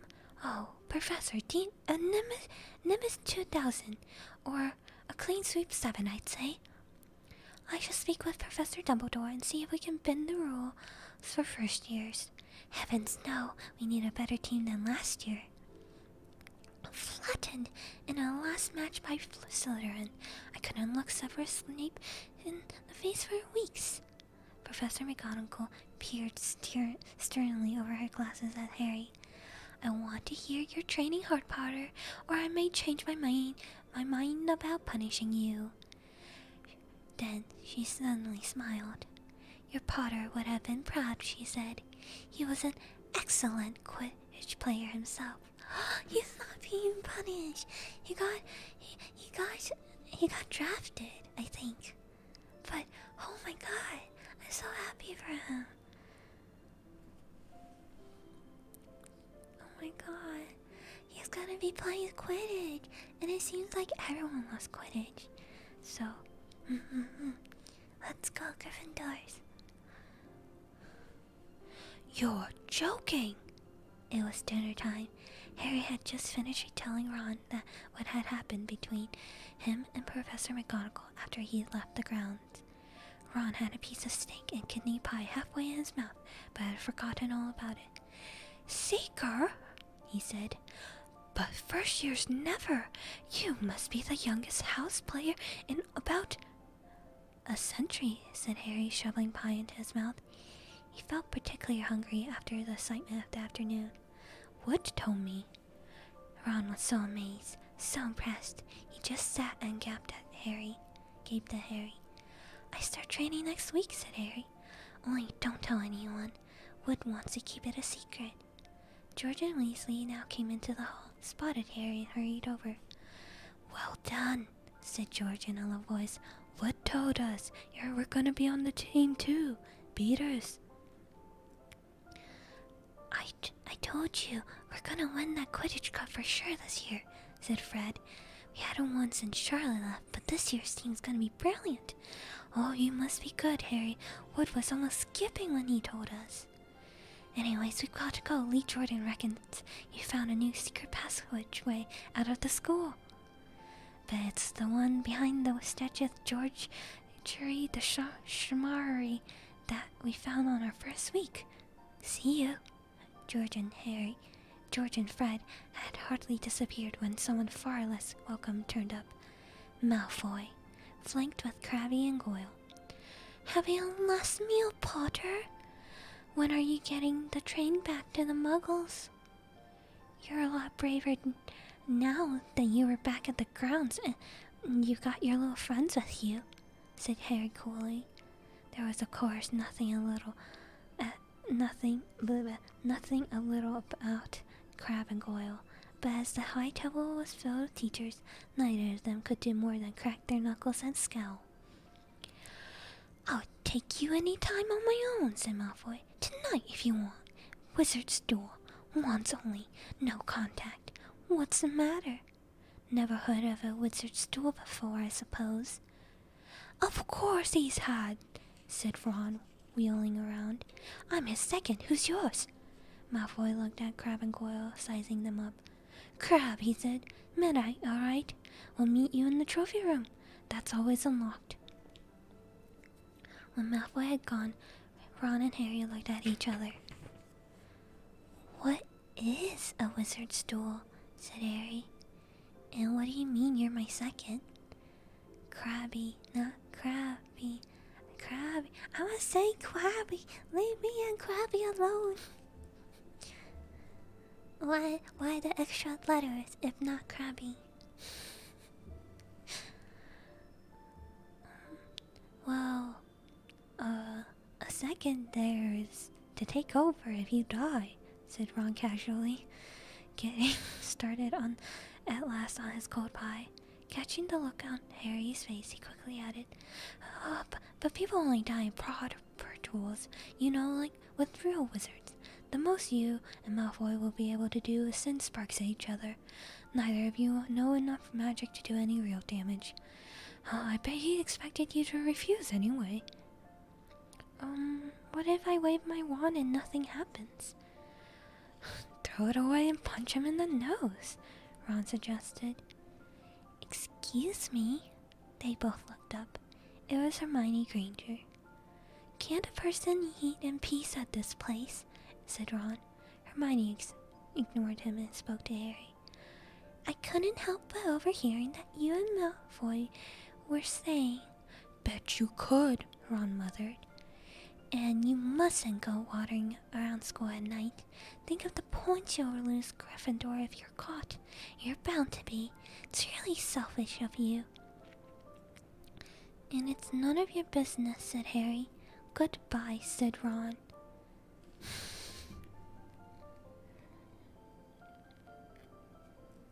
They really don't know that many spells. And are they really taught spells that could hurt people? That's weird. I doubt Malfoy will even try to show up at the duels. I hope so. I hope he doesn't show up. And then Harry can just say he won. All the same, it wasn't what you'd call a perfect end to the day, Harry thought, as he laid awake much later listening to Dean and Seamus falling asleep. Neville wasn't back from the hospital wing yet. Ron had spent all evening giving him advice such as, if he tries to curse you, you better dodge it because I can't remember how to block them. There were many good chances they were going to get caught by Filch or Mrs. Norris, and Harry felt he was pushing his luck, breaking another school rule today. On the other hand, Malfoy's sneering face kept looming out of the darkness, and this was his big chance to beat Malfoy's face to face. He couldn't miss it. Oh, 9:30, Ron muttered at last. We'd better go. They put on their bathrobes, picked up their wands, and crept across the tower room, down the spiral staircase, and into the Gryffindor common room. A few embers were still glowing in the fireplace, turning all the armchairs into hunched black shadows. They had almost reached the portrait hole when a voice spoke from the nearest chair. I can't believe you're going to do this, Harry. A lamp flickered on. It was Hermione Granger, wearing a pink bathrobe and a frown.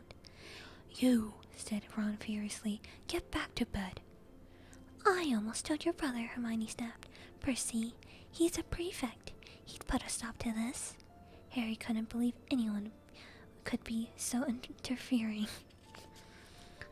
Come on, he said to Ron, and pushed up the portrait of the fat lady and climbed through the hole. Hermione wasn't gonna give up that easily. She followed Ron through the portrait hole, hissing at them like an angry goose. You don't care about Gryffindor. You do. You only care about yourselves. I don't want Slytherin to win the House Cup, and you'll lose all the points I got from Professor McGonagall for knowing all about witching spells. Go away. Alright, but I warned you. You just remember what I said when we're on the train home tomorrow and you're so... But what they were, they didn't find out. Hermione had turned to the portrait of the fat lady to get back inside and found herself facing an empty painting. The fat lady had gone on a nighttime visit and Hermione was locked out of the Gryffindor tower. Now what am I gonna do? She asked shrilly. That's your problem, said Ron. You got to go. You're going to be late. They hadn't even reached the end of the corridor when Hermione caught up with them. I'm coming with you, she said. You are not. Do you think I'm gonna stand here and wait for Flitch to catch me?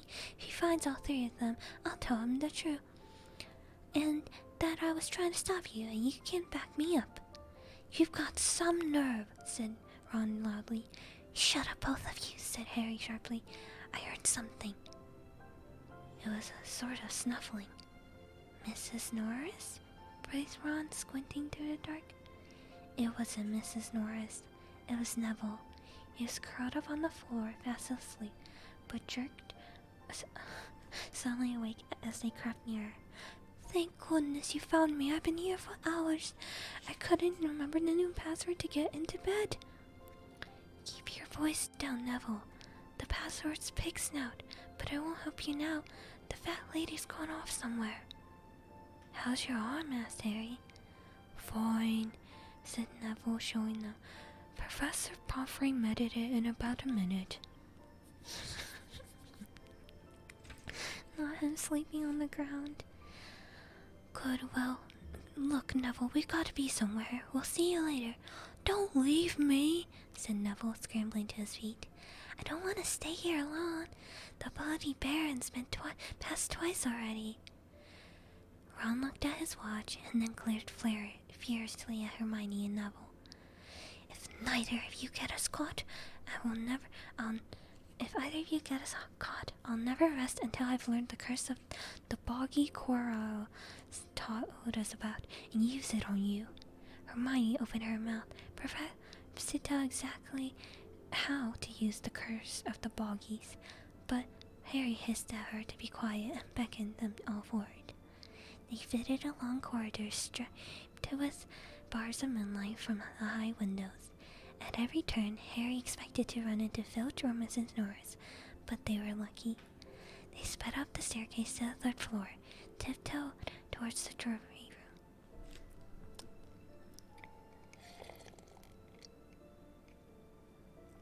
room. Malfoy and Crabbe weren't there yet. The crystal trophies cases glimmered where the moonlight caught them. Cups, shield, plates, statues winked silver and gold in the darkness. They edged along the wall, keeping their eyes on the doors on either end of the room. Harry took out his wand in case Malfoy leapt in and started at once. The minutes crept by. He's late. Maybe he chickened out, whispered Ron. Then a noise in the next room made them jump. Harry had only raised his wand when they heard someone speak. It wasn't Malfoy. Sniff around, my sweet. They might be lurking in any corner. It was Filch speaking to Mrs. Norris. Horror-struck, Harry waved madly at the others 3 to follow him as quickly as possible. They scurried silently towards the door, away from Filch's voice. Neville's robe had barely whipped around the corner when they heard Filch enter the trophy room.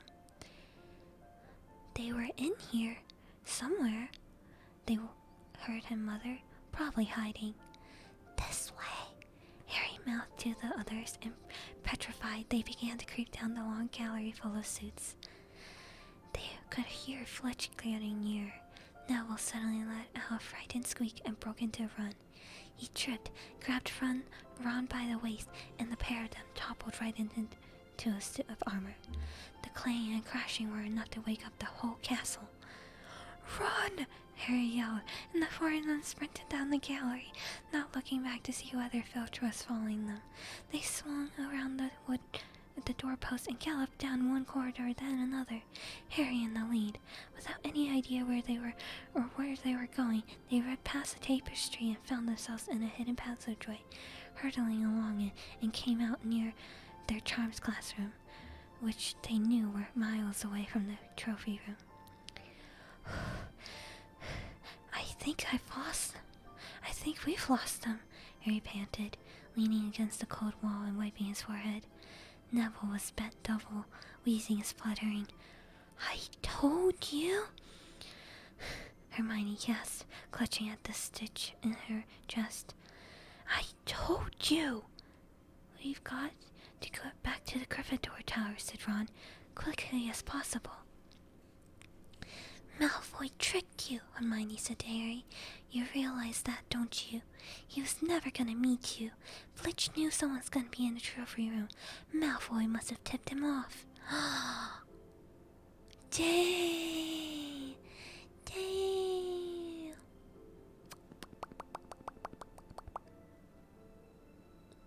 Dang, got choked. That's smart, though. That's something I would have done.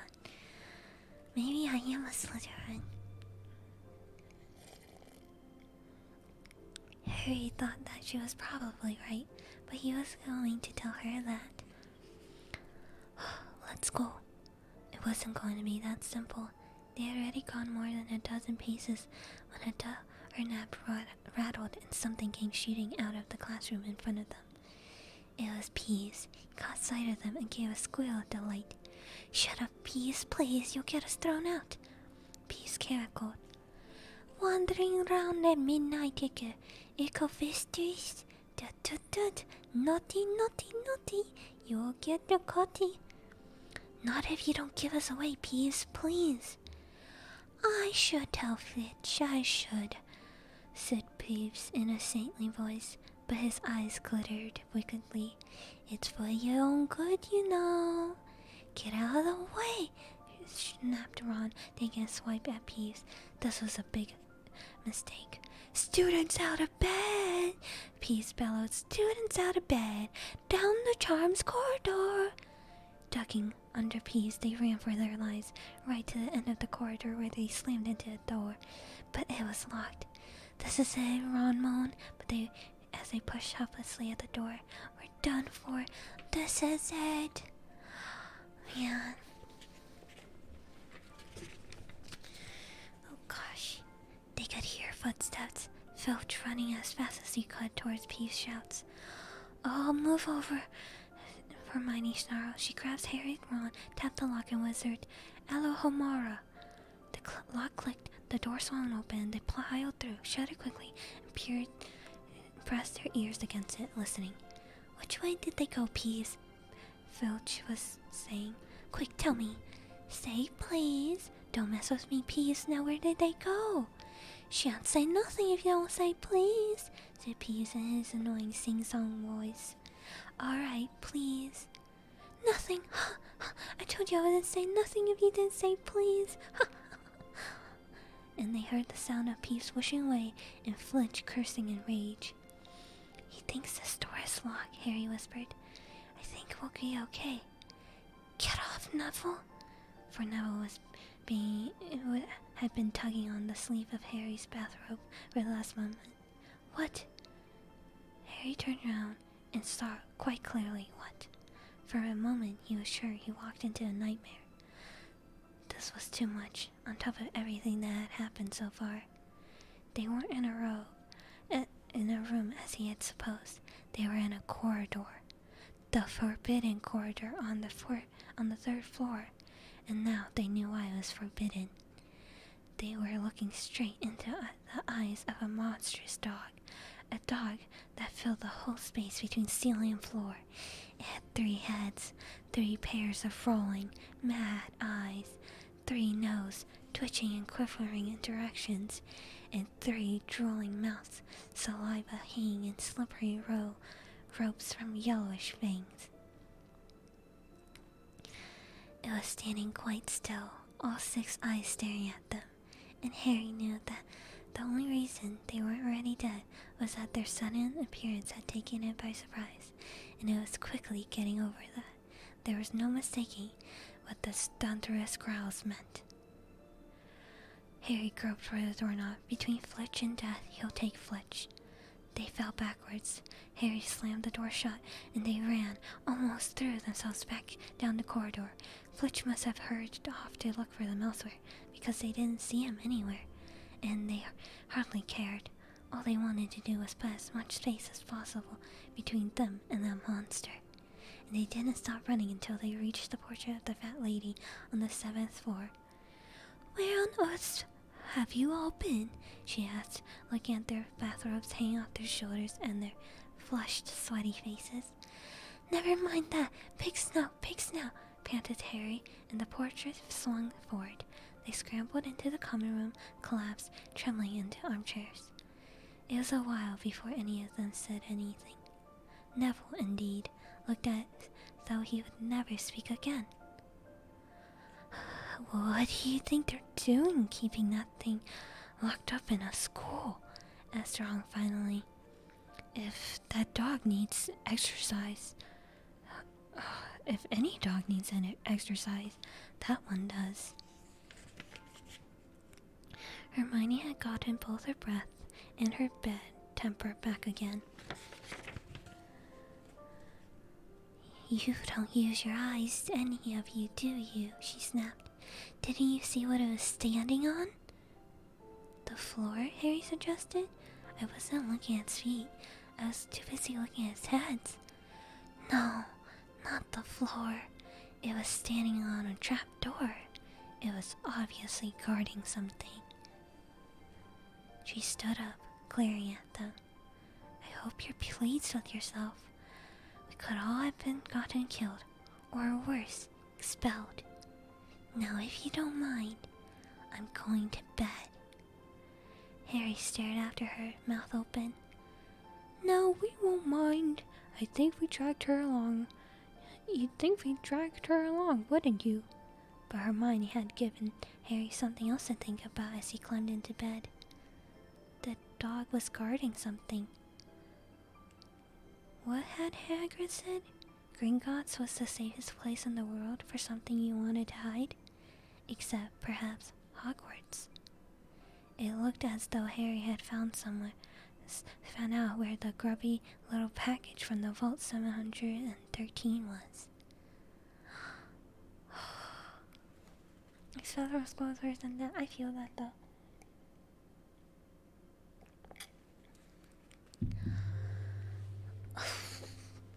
That was Sadness Chapter 9. Dang. I thought because it was called the Midnight Duel, they would actually duel. But instead, they stumbled upon the exact place they shouldn't go. And Hermione just knows spells to unlock all the doors. If Hermione was evil, she'd be unstoppable. It's crazy.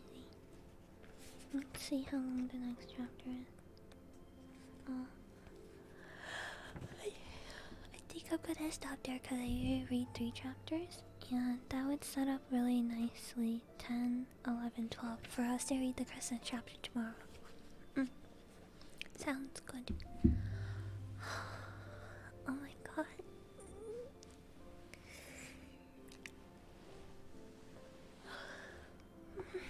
What was in the package? Is it the Sorcerer's Stone? I'm gonna say so because that's the only thing I know right now. She read all the magic books. She knows everything, right? I was mad impressive. She was like, "How about to do?" and then unlocked. Yeah.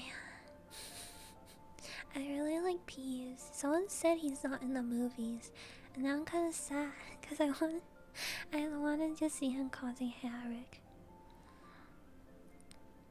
Yeah. Also, if you get expelled, you can't attend Hogwarts. But if you're a ghost and you die, you can. You can still be there, Hogwarts.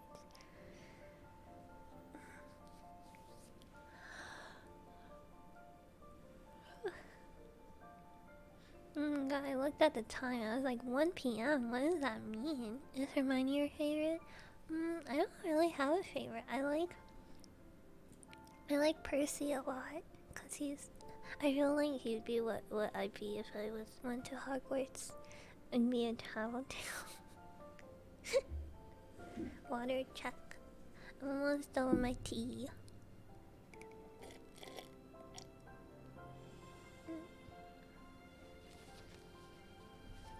Is Malfoy your favorite? Is Malfoy anyone's favorite? I thought for sure the Remembrall, the ball that glows red, I thought for sure like Harry would hold it and then it'd like grow like black or something, like so red it turns black because he doesn't remember his like what happened with the Voldemort thing. I don't know. I thought that would be cool. I love Harry Potter. Yeah. But it didn't happen. Like, I thought like maybe when he touched it, it'd be like, da da da. I don't know. I really like getting introduced to all the magical items still. And like, it just really adds to the story. It has me really hungry though. I'm like all of them eating good food. I'm like, I want to eat pork chops now.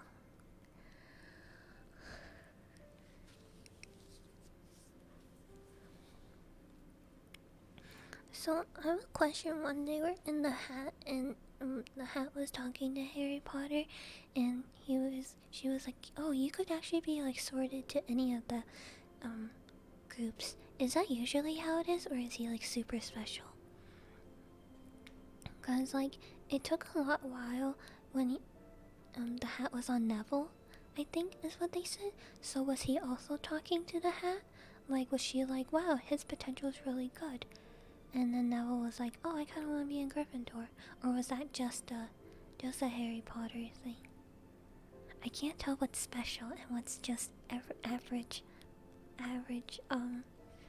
My magic.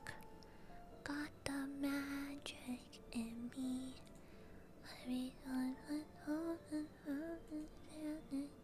They touch series. Not sure it was hinted in the first book. Oh, I see. Harry isn't normal. I know he isn't. He is a wizard, Harry. Remember Harry's wand? Yeah, he got the magic phoenix one. It made me feel sad because I didn't. I thought everyone got their own wand. Like they went to the guy and they got like one custom for them. But it sounds like Ron and a bunch of people just use hand-me-downs, which apparently is not as like powerful. They can't do as powerful stuff. And I was like, dang, class privilege already, even in Hogwarts. Has gender potential and best path available. That's so crazy. Can the hat read the future too? Or is it just like... gist of it? Got called away at start flying lesson. What did I miss? He got accepted. He got drafted into a Quidditch team. And, he was about to fight Malfoy. But it was a trap. And they had to run from like the hall monitors. Wands cost money. True that. But like, oh, I've always wanted to go to like Universal, and I think what they do is they let you. I think it's like the whole experience. I'm not too sure, but I've heard people get their like wands there, and I want them to be like, okay, swing the wand, and then I swing it, and they're like, oh my god, that's the wand for you. I just want to know what it would be made out of. Sorcerer's Stone is a very good book. It's pretty good so far. I'm really liking it. It's not... I'm a little bit dreading watching the movie because I remember how scary it was, but I think reading it first will help. Can you make a wand from cow bones? Yucky. I would not want. It's only you just picking out the wand, Sally. Oh, really? Oh, that's not as fun. I guess I really can't tell you what wands to buy. Like they're like, you're like waving the wand and they're like, oh, that's a cheap wand, it doesn't suit you. Try waving this really expensive one. I'm like, oh, much better. Sushi meetup to get everyone's wands. That would be amazing. I've been to Florida a few times, but like I think Universal once and like Disney ones. But I'd like to go back. It was like when I was really young though, so I don't remember much. I want to be drafted here. Yeah, you got drafted to Quidditch. I don't know if it's an army draft, but it seems like a very popular sport. Real wizards selling wand. Oh, I want to go to Disney because they have like the lightsaber building thing too. I don't know what I'm gonna do with all these wands and sabers, but in my heart of hearts, I know I will be happy with them. But also in my heart of hearts, I know they'll just end up in a garage sale one day when I'm old. You gonna read the second book after this? Probably. Yeah, that would be fun. We'll see. We'll see how we get. I went to Universal and my best friend's little brother got told he was the chosen one. And at the end was asked to pay $50 for his special chosen wand. Are they actually one of a kind there? Like, no way, right? Because it's mass manufactured. And like, if you break your wand, is there actually like a feather in it? It's just plastic, isn't it? I don't know. The second and the third are my favorite books. Ah. Just don't use them like chopsticks. Oh, I also know like, there's like experiences at like the Hogwarts at Universal where like if you get a wand and you wave it around, like things will actually happen. And when I was there, I remember seeing people like trigger stuff, and I was like, Mama, how do I do that? And she was like, oh, that's expensive. And I said, oh. Good times. Real wood, I guess. Oh, maybe. It's just plastic? Is it really? Let me look it up.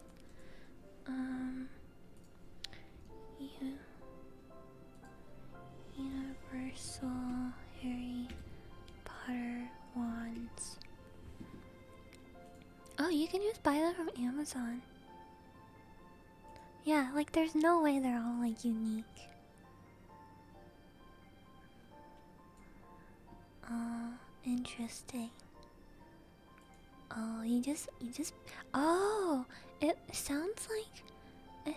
I like how they have all the wands displayed of like everyone in the book. Like I'm just looking at the pictures. That's so cool. Man, imagine if you sat on your wand by accident. I don't know. You can just buy one. Ollivanders, that's the place. Yes, Ollivanders. Says, visit Ollivanders TM trademark. Makers of fine wands since 382 BC. Step into the small dusty shop and gaze upon a countless wand boxes stacked up to the ceiling. Here, in a unique interactive experience, you can see a wand choose a wizard. You can purchase your own Ollivander's wand or choose from a selection including Harry Potter TM film character wand replicas. I like how they make sure it's not the real thing. Collectible wand sets and even interactive wands which allow you to cast spells to create amazing magical experiences throughout Hogsmeade TM. Wave your wand, recite the spells, and watch as the magic unfolds. Yo, I too would like to watch the magic unfold. Man, now all I want to do is get a wand. They're quite expensive though. Man, they're like over 50 bucks. 59. Interactive. Ash wand, birch wand. Oh yeah, it's just different wands, they say, but it's like multiple copies. Like you won't get like a one of a kind wand, which I make guess makes sense. But in my heart of hearts, I really wished it was like a one of a kind collector's edition wand. Why is this one so expensive? I don't know. Oh, it's sculpted resin. Yeah. I think it's plastic. Yeah, sculpted resin, aka injection molded plastic. It's called a remote control. If you want the magic room, I can dig up videos of people reverse engineering the wizard. No, don't. It's a plastic stick with an infrared. Okay, well, humbug to you, Onyx. Maybe a craftsman can make one for you. But I'm not even that big of a fan. It would just be fun to experience it. I just read the books and I'm already buying into the merchandising. I'm digging myself into a hole. Plastic, not phoenix feather. I don't think there's anything in them. I don't think there's like ash or bones or feathers. Unfortunately, they probably keep the good stuff for like non-muggles. Like you have to whisper like a secret phrase, like a secret spell, and then they're like, oh, okay. Listening to me at work is dangerous. If your voice will put me in the next day, my box will yell at me for not working and look high. I hope not that relaxed that you look high.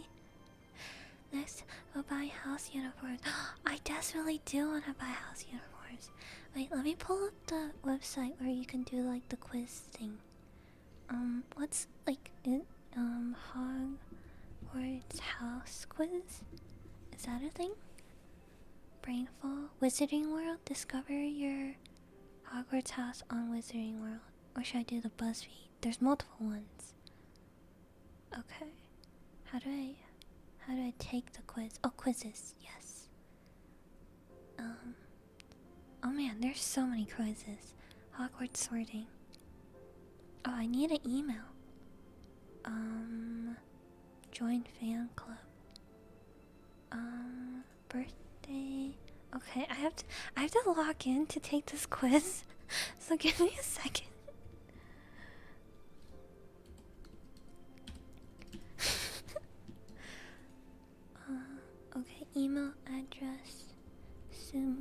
Ushio. Sumi.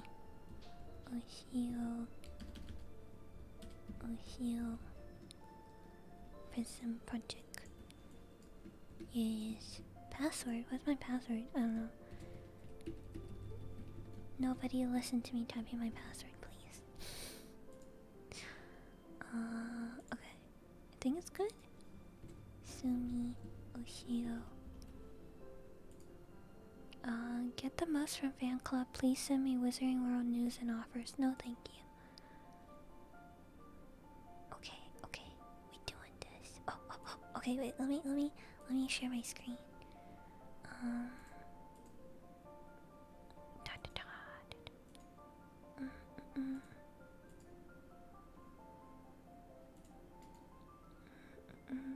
Need to add a window capture.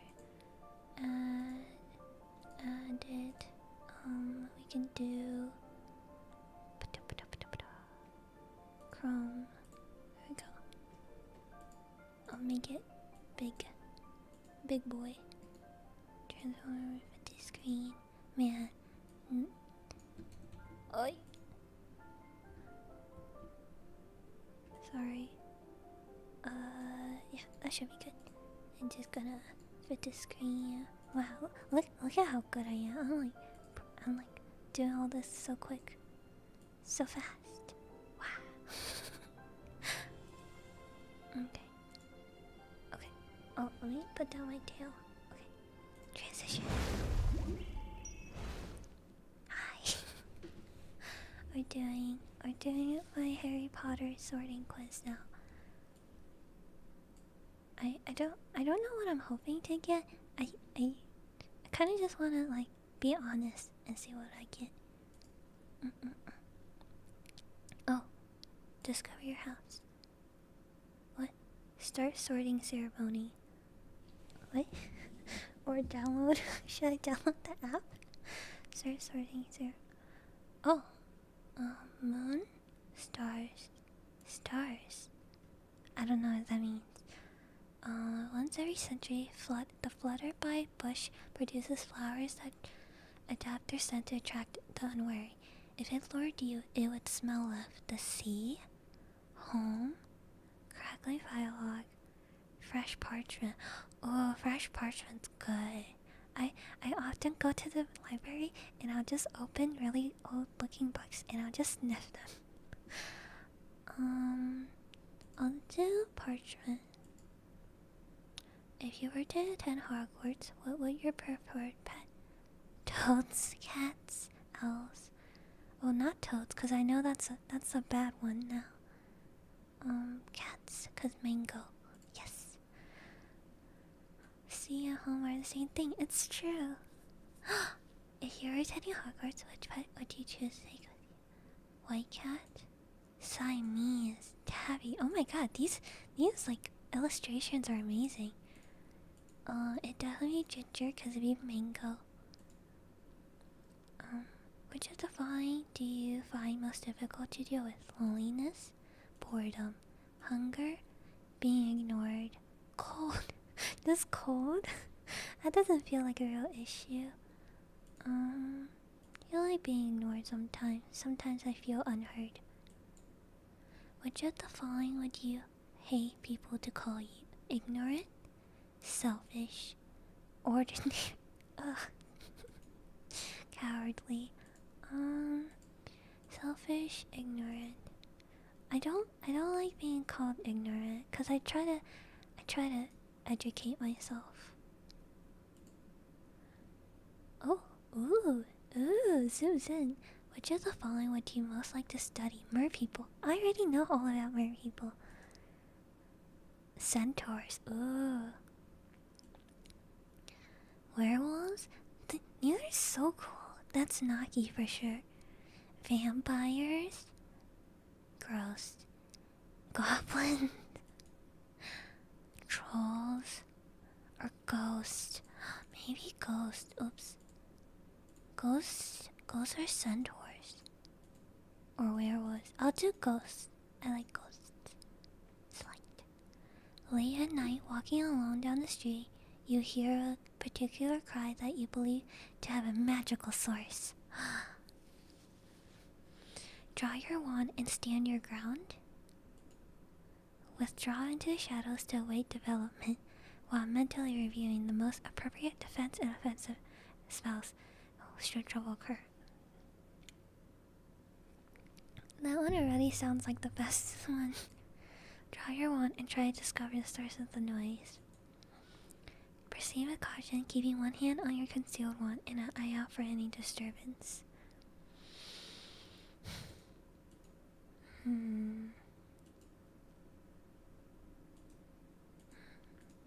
Definitely not the draw your wand ones. Would I hide or would I? I'm too curious. I'm too curious to just hide and wait it out. But that's okay. I feel like this is what I would do actually, and this is what I wish I would do. Okay, I'll just do my true one. Heads or tails? Heads or tails? Ooh, I like the demon look. Tails, definitely. The story has. Oh, we're ready, guys. Oh my god, are we ready? Oh, Ravenclaw. It says, with learning wisdom, you probably know that some of the Ravenclaw's most renowned members include Gryffindor Lockhart, I don't know that person, and Luna Lovegood, I don't know that person.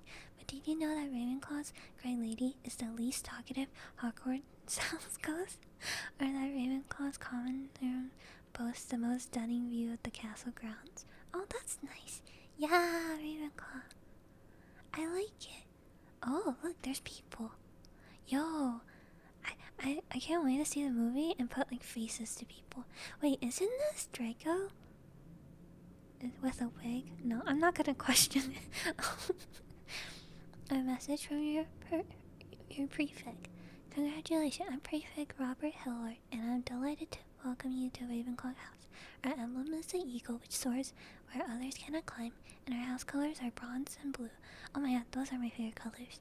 And our common room is found on the top of Ravenclaw Tower behind a door with an enchanted knocker. That sounds better than behind a portrait. The arched windows set into the walls of our circular common room look down at the school grounds, the lake, the forbidden forest, and the Quidditch pitch, and the herbology garden. This sounds like the best one. No other house in the school has such stunning views. Amazing. I kind of want to read what the other ones say though. We all have favorites. Choose your favorites. Your wand, unknown, your patron. Oh my god, this whole page is full of like quizzes. What is your favorites? House near and cost for the movie. Characters? Oh, see, I don't know that much about like I don't know all, I don't know. There's so many. How do people actually have favorite? Oops, I clicked on the wrong thing. It's fine. How do people have so many things? Well, like, okay, we'll do this one because I'm kind of curious. What kind of eyeliners, makers of fine wands? I love this website. Oh my god, look at the building shake. Wow, everything's so stunning, like the artwork.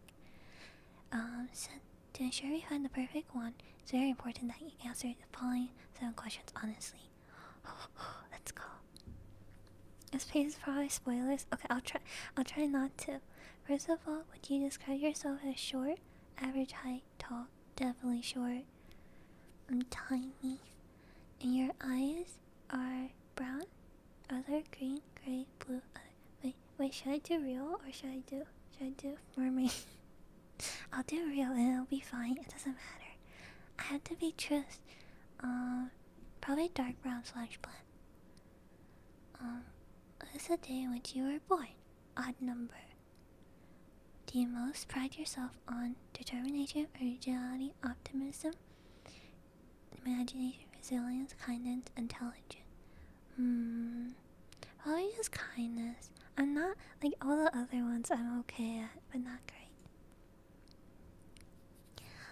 Traveling alone down a deserted road, you reach a crossroad. Do you continue left towards the ocean, towards the sea, right towards the castle, head towards the forest? Deserted roads. What would I pick? Not the forest, that's scary. And there's nothing to do at the sea. I go to a castle. They have food. Do you most fear fire, darkness, isolation, heights, small spaces? Oh, darkness, heights. I don't really fear heights, fire, small spaces. I don't do isolation. And a chest of magical artifacts. Which do you choose? Silver dagger, ornate mirror, glittering jewel, bounce girl, golden key, dusty wild black glove. These all sound like terrible artifacts.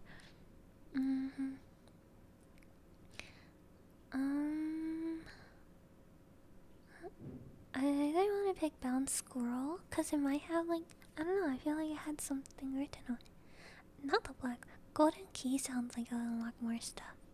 But if I already unlocked the chest to this, the key to this chest, I should just get the scroll. Vinewood with unicorn hair core, 10 inches and quite bendy and flexible. Do I take this to Mr. Ollivander and I say, please get me this wand? I kind of want to Google that now. What does it mean? Oh heck yeah, tell me what it means. 10 most common core and wood combinations. Where am I? Unicorn, I'm number 6. I'm number 6 in common. Top 3 rarest cores and wood combination. Phoenix and poplar, dragon poplar, unicorn poplar. Oh, it feels like a lot of people are unicorn. But not a lot of people are vinewood. Unicorn hair. Wizarding World characters who have this: Ron, Neville, and Cedric. No, not Neville. If your wand is unicorn hair, this core, according to Ollivander Knows, is generally produces the most consistent magic and is least subject to fluctuation and blockages. They are generally the most difficult to turn to the dark arts. The most faithful of all wands, they usually remain attached to their first owner, irrespective of whether he or she was an accomplice of a accomplished witch or a wizard. Minor disadvantage of unicorn hair core are that they do not make the most powerful wands, though the wood wand may compensate, and that they are prone to melancholy if seriously mishandled, meaning that the hair may die or need displacing. Oh, Neville King. Why not Neville? He's MVP. Everything I heard from Neville sounds like he's a stumbling little goofball. Nice. Okay, where's the wood? Ah, 5th popular. Owners are nearly always those who seek greater purpose, who have a vision beyond the ordinary, and who frequently astound those who think they know them best. Vine Wand seems strongly attached to personalities with hidden depths and are more sensitive than any other when it comes to instantly detecting a prosthetic match. Oh! Reliable source claim that Vine Wands emit magical effects upon the mere entrance into the room of a suitable owner. That's so cool. Yeah. The rarest. That's so cool. I love this. I love these little thingamabobbers. I wish I would tell you all the outcome of the woods on this page. Look at me, that's me. Oh, look at that. That's not bad. I feel like I could stab a fool with that. The one gets sad if you mishandle it. I think the unicorn hairs get sad. Patronus. I feel like that's spoilers because I don't really know what a Patronus is, so I won't do that one. Just chatting. Oh yeah, we're back. Hi. Oh yeah. But yeah, nice. You guys should take the quiz too, and then send me what you got, cause I'm kind of curious. Here, I'll send the website. It's called the Wizarding World. Here, I send it in chat. That's what I used. It seems like a good site. I like the artwork in it. But yeah, just tag me. Just like at Sumi do art or whatever. Or at me. Just at me. It's fine.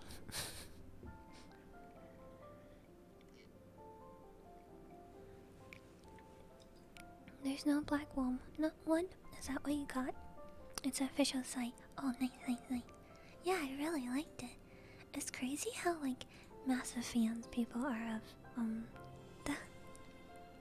the whole series. But in my mind, I'm just reading it. I'm like, oh yeah, this is an okay book.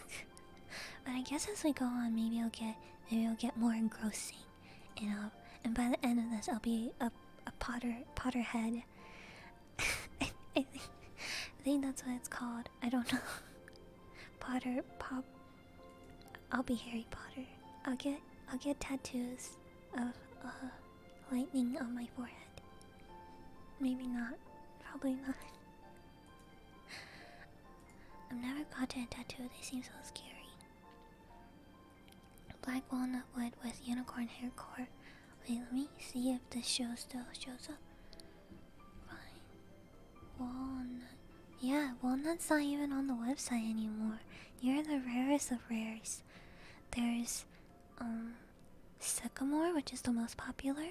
Laurel, alder, hazel, vine, redwood, peach, maple, rowan, cypress, and poplar, which is the rarest, even though it's called poplar. You got the rarest. Imagine getting a Hedwig tattoo. Sounds like something somebody with a Hedwig tattoo would say. Mighty suspicious. So I want to see more of Hedwig action. I don't know. I'm always sucker for like pets and and love triangles. So I want to see more magical items and pets and love triangles. But it's kind of weird because he's in high school, and who falls in love in high school? Definitely not losers like me. Huh? Mine got extinct. Oh my god. Rarest. Yeah, endangered. People were using it so much. They had to. Is vine a real tree? Like, because I feel like if I just type tree vine, it's just gonna, like, it's gonna show me a tree vine. Vine is any plant that, no. I want like a specific tree plant. Vine tree plant? No. Does it just mean like vines, like a vineyard? Like a grapevine would be my wood type? Because I don't think there's a tree type. Odd. He's 11. Twilight. Let me introduce myself. Do they have a pet in Twilight? Next time we'll read Twilight. I read all the books when I was like a kid because they were all like really popular, but I never got really into them. I don't know. And then people were saying that they were really cringy. And I was like, oh yeah, I totally don't like those type of books. Vine is a type of plant that attaches to water around and climb around. Maybe sufficiently thick vines can become woody. Oh, so it could be like any tree. Twilight. I tried watching the movies again because it's been a while, and I don't think I ever watched like the third or the fourth one, so I binged them. They're quite funny. Like if you don't take them seriously, they're really good. And the last one where she's like pregnant, so good. That's my favorite one. I did not expect to like it so much. It's really good. Mines are kind of funny. It's true. Watch it to have a good laugh. It's a good film. What films do you guys watch for Christmas time? Because I've been meaning to watch like I meant to start the month off watching a Christmas movie every day, but I kind of just fell behind on that. Didn't have time. I don't know. Been super busy. I watched the Santa Claus yesterday, like the one where the guy It's like not Santa Claus, it's Santa Claus, like a lawyer Claus. I got Ravenclaw. Nice! Same house. Did we hear more about the Ravenclaw? Because all I know so far is Hufflepuff and are okay, but not great. And then I know Gryffindor is like everyone's in Gryffindor, and Slytherin's really bad. We always watch a Muppets Christmas Carol. The Tim Allen, yes, the Tim Allen one. It was okay. Some things didn't age well, but I liked it nonetheless. Edward Scissorhand. I've never seen Edward Scissorhand. Is that a Christmas movie? A Muppet Christmas Carol. Interesting.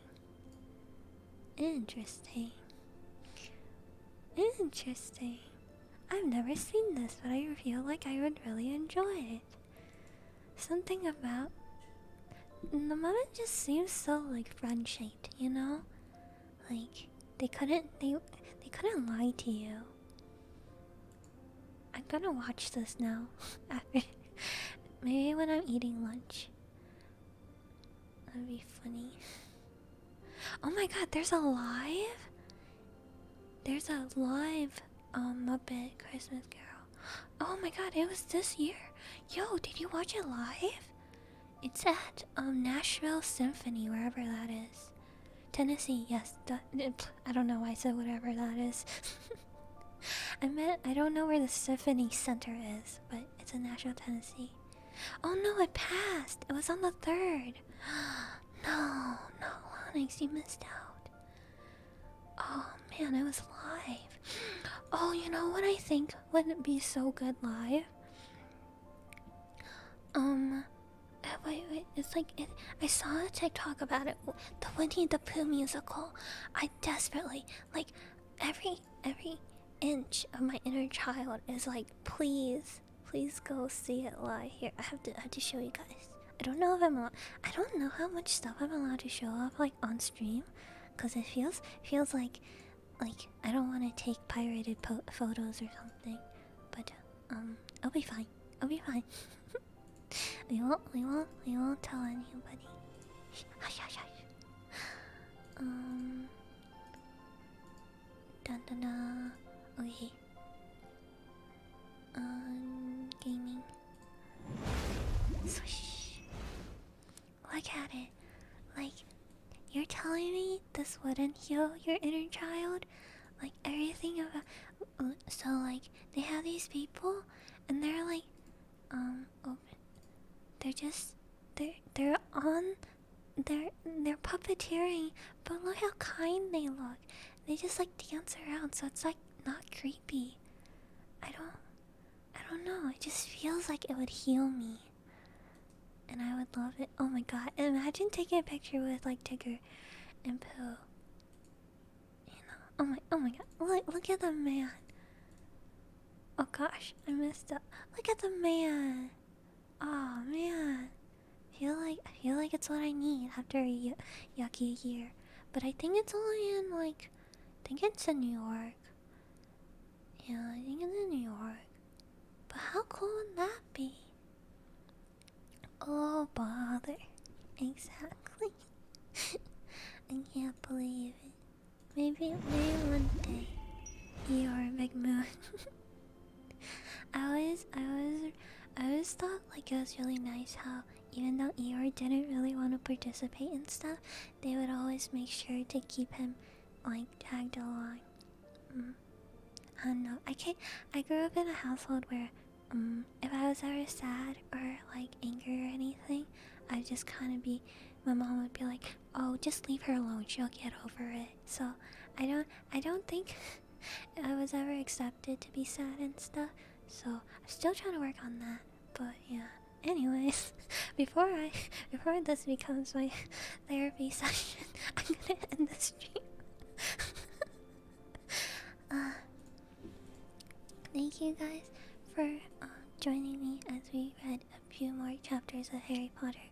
We'll be doing the exact same thing tomorrow, just because it's such like a chill week. I know a lot of you guys are probably off from winter break. I was gonna say Winterfest, Oh, you guys are probably off from winter break, so I just wanted to have like a nice chill break where we don't like really play that much games. But yeah, I hope I'll see you guys tomorrow. And we'll probably get to chapter 12, which is the Christmas chapter.